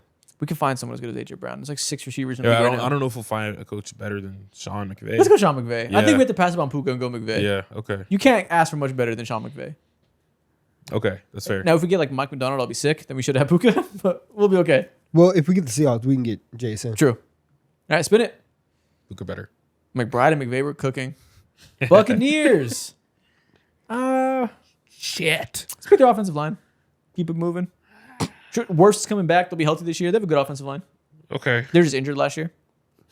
I'm looking through all the categories: QB, running back, Yeah, hell receiver. no, hell no, no, no, no, no. Fuck. Okay. Yeah, we can definitely win with the Bucs offensive line. Okay. That's not going to hold us back. Donovan is not even helping y'all. It might. He's playing for the ops. He's on the other team. This is 2v1 Isaac and right Mo now. trying He's to with build them. a team. Literally. I'm just trying to see what the combo is. He's with Yo, them. you're nasty. I just want to see what they're saying. He's trying to sabotage us. The Eagles can win again. All right, next team. To win this hypothetical draft 2 years later. Oh, fuck. New York Jets. He's over here. It won't happen. I guess we can win with Brees Hall. Brees Hall running back, yeah. That doesn't cook us. Yeah, because you can get other receivers. Yeah, we just need if we get an elite quarterback and an elite defense, we can definitely. Let's do win. Brees Hall's Hall. good. Okay. Yeah, but we need an elite defense. We do. Bad. Donovan, y'all do. True, true. Oh, that sucks, doesn't it? Or give me elite QB and the Both. combos. Titans. Hey, man, it's not happening today. Fuck. Did we pick the rook? Carnell Tate. Wide receiver 2? Sure, we could do Rookie wide worse. receivers kill it all the time. Cardinal Sure. Tate, okay, He can't beat welcome. Devontae Smith in rookie year. Why not? Welcome. Yeah. I don't know if I expect it, but why not? He not being split. Why not Tate? Okay. Damn it. Yo, draft gods, please. We can still come clutch. If we get like Mahomes and Jefferson, we can still win. Okay, Drake May. Drake May, that we're helps. tracking. We're Drake tracking. May. That helps. Or do we want to take AJ Brown? Worse AJ Brown to compete with good AJ, prime AJ Brown? Nope. Okay, cool. Drake May it is. Drake May works. Hey, if we get an elite defense, we can still win. But we gotta get like Potentially. we gotta get like Seahawks or Eagles I guess. Or the Texans. Really, these Texans. or Texans would be nice. Texans are nothing. Come on. You hear me, draft gods? Come on, I'm looking up Dolphins. to you right now. You shot me in the fucking face. Fuck. You told me to go to hell. Fuck. Go ahead and get the Browns defense. Well, we can't have their defense. That's a fuck no. We can't ride off a whole side of the ball with a garbage team.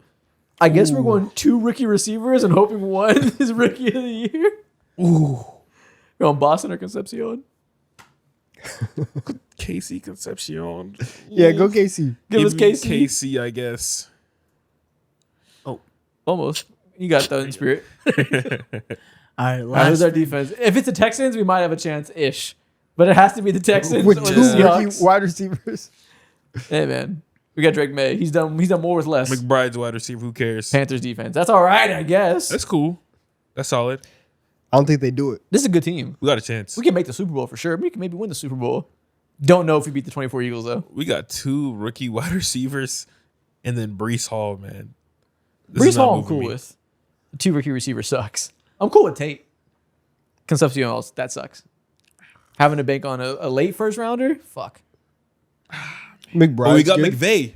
Don't You forget. have McVay, We do got McVay. Yeah, McVay, McVay's here. McBride, and May. That trio is very A McVay good. good could offensive do some line shit and the with best May. receiving tight end in the league last year? Yeah. It's not happening, but you're on the way. You're on the way. This is a Super Bowl caliber team close for game. sure. This is a championship team. This is close. Is it championship? Yeah, that team wins a Super Bowl in a normal year where teams aren't Yeah. drafted off of wheels. But they're playing against real life teams. Sure, they win a Super Bowl. They can beat the Seahawks, maybe, maybe. Next thing we're gonna do, we are gonna play NFL Keep 4 Cut 4 with receivers and how much you'd want them in fantasy this year. Okay. Oh, okay. So based on fantasy production, who you'd want to bet on? 4 you draft, 4 you pass. Okay, let's do it. First name, Lad McConkey, keeper cut I need Draft. Lad on my team. I need him on my team. Easy. He's wide receiver 1 again. in a Mike McDaniel offense. Yeah. He's I need Lad McConkey on my team. He's gonna go crazy. No If- Greg Roman to hold him back, and no Yeah. Keenan Allen to steal touches. better offensive line, assuming health. 1,500 yard season upcoming. Well, goddamn, that's a big number, but It's I ca- agree it's we should keep happening. him. It's happening. Name number 2, Mekhi Lemon. I think I'll pass. Yeah, I'll pass. It's a rookie receiver. Mhm. Obviously, like the offense is kind of geared towards what he can do well, but Smitty's about to go crazy. You still have Dallas Goedert there. You still have Saquon Barkley. He's not going to be super high Yeah. on the target list initially. Yeah. It's probably going to take a while for him to get going. We'll pass. Yeah. Fair. DK Metcalf. I'm passing. Year 2 in an Aaron Rodgers offense. It's too boomer bust. The consistency is not going to be there. Michael Pittman is there in Pittsburgh Oh, yeah, we're now passing. too. We're passing. Jeremy Bernard. I'm passing on DK. Yeah, passing him. 2 passes, 1 draft. Marvin Harrison Jr. Are you Yo. buying in on the He's third? right year on that leap line. with Jacoby Brissett. He's right on that line. I could take Marvin Harrison like As a this- flyer, we kind of have to. like 'cause 6th round, maybe. Michael Wilson's better than him. Wide receiver 2 for Jacoby Brissett. For Carson Honestly- Beck, you mean? Oh shit! Yeah. Yeah, we might pass. Let's pass. Fuck it. 3 We'll have passes, 1 more draft. pass. Yeah. That's crazy. Only 1 pass left. We play risky over here. You better like some motherfucker soon. We will. Speaking of Justin Jefferson. We will still draft Love him. Justin Jefferson. Yeah, of course. He's still on the team. Yep. First round pick, worth it with Kyler Murray. Oh, 100%. He still got 1,000 yards with JJ McCarthy. There's no way in hell he's only going to. Well, if he gets 1,000 yards with the number 9 pick overall, you're probably gonna cry. You're not Yeah. winning this. You're not winning your league. And only 2 touchdowns. That's You're tough. not winning your league. I'm saying he got that with the back quarterback. Yeah, He- yeah. Yeah. He's stepping up this year. Okay. Drake London. Oh, Keeping.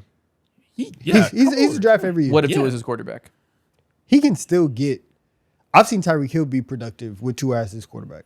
That was like 3 concussions ago. That's a fair point. Listen, man. He can still. What can he get? Like- 1,200. He give you bare minimum 900. I think 1,200 yards, He got you like 800 yards. just 6 last year. touchdowns for Drake London Yeah. With Tua. with Tua. Goddamn, you like Tua. Stefanski's here too, though. So better offensive Shout out to line. Kevin. Yeah.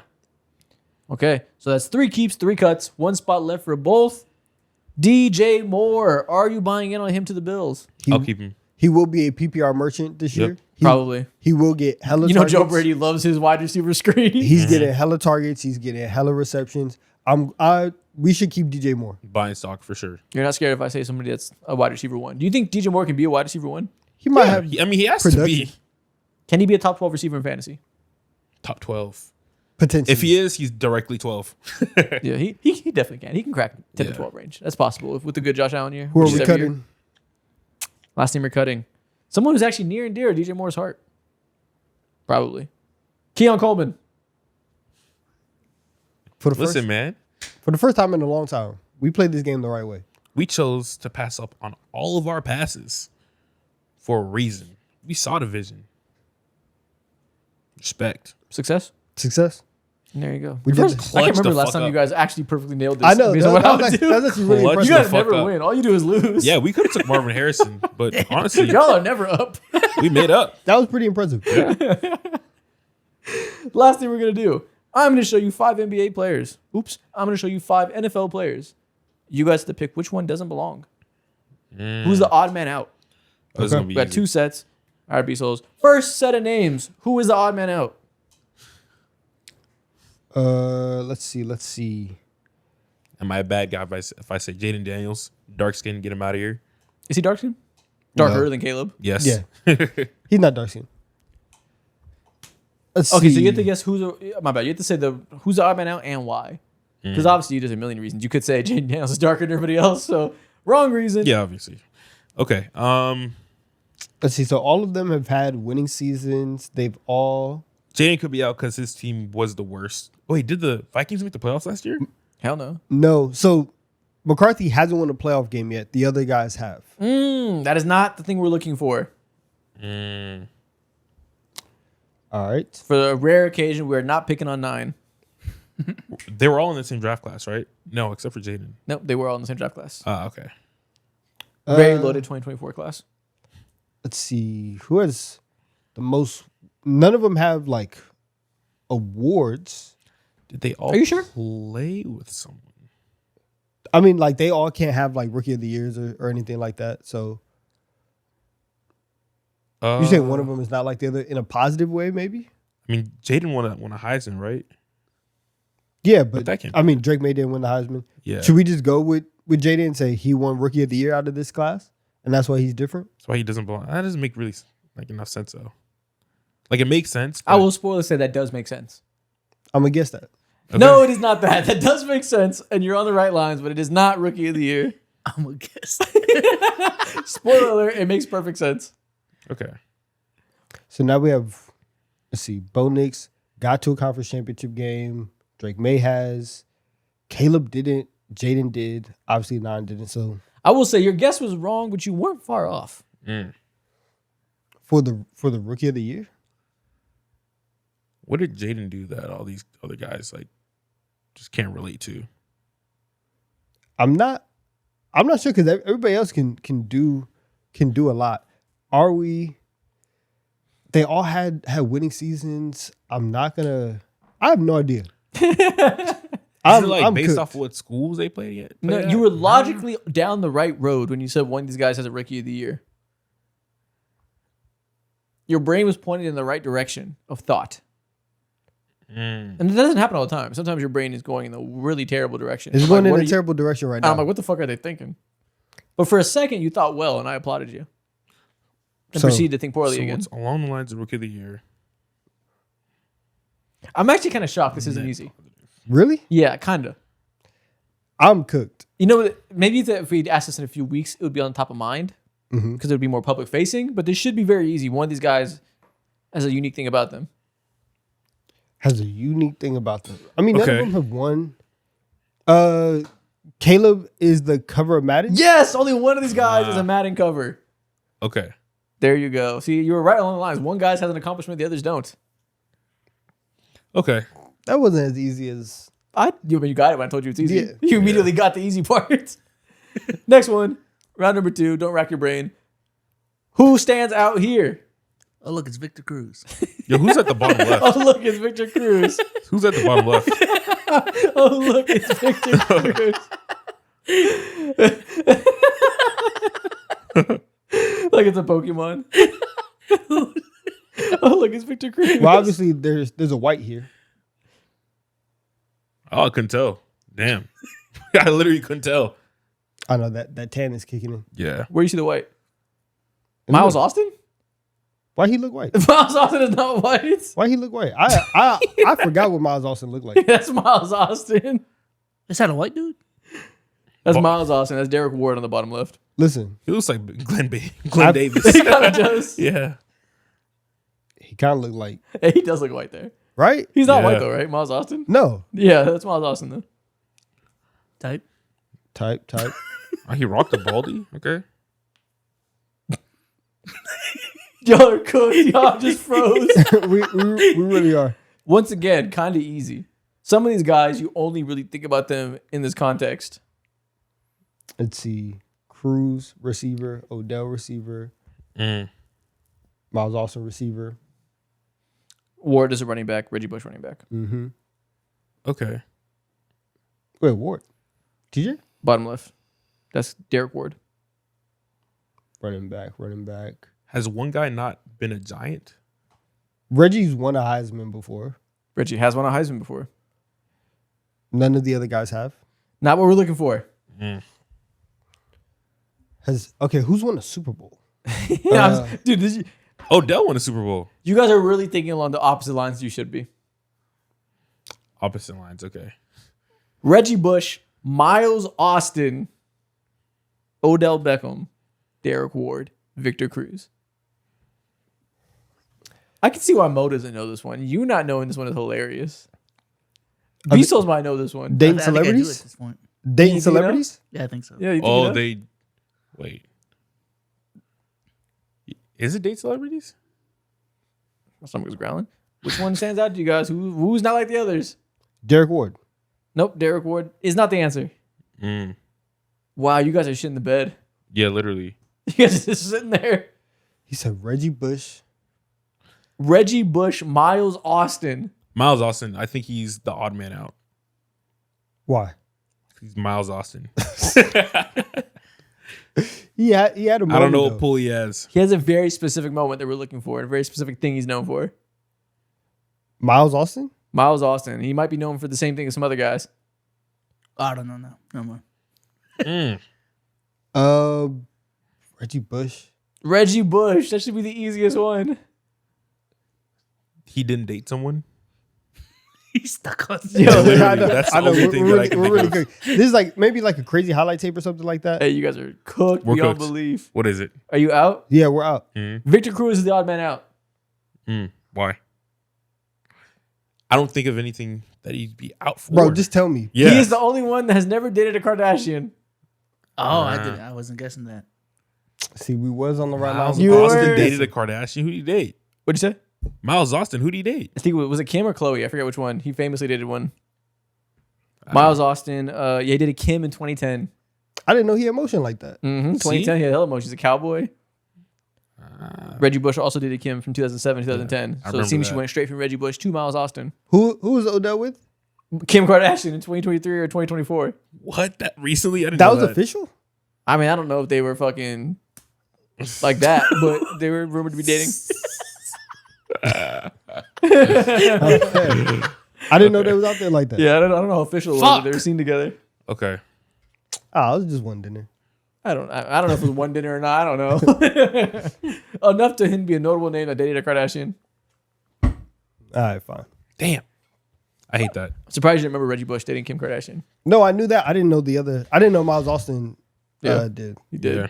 That's like all I knew him for as a kid. Really? That's it. I mean, I knew he was also a receiver on the Cowboys, but like, I was like, oh yeah, that's the one that dated Kim Kardashian. That's a random factoid. That's like Kim Kardashian dating fucking Jaden McDaniels, like in the NBA. Like, it's like, okay, cool. That's a cool NBA player she's dating, I guess. He's not a star, but like, dope, I guess. Now I know Jaden McDaniels because I'm 10. Nah. Yo, I legit thought he was white. That's crazy. He did That's look what threw white in me that off. picture. That's Yeah. what threw me He all looks the way super off. white. That's why I was like, yeah. That's why I said he has least motion. Nope. Like, no way he can pull a Kardashian. Okay. Nope. Victor Cruz did not date a Kardashian. Probably See? didn't want to. Because he also he dated celebrities. he didn't want to. He probably didn't want to. So he could have. Probably. Who's gonna stop him?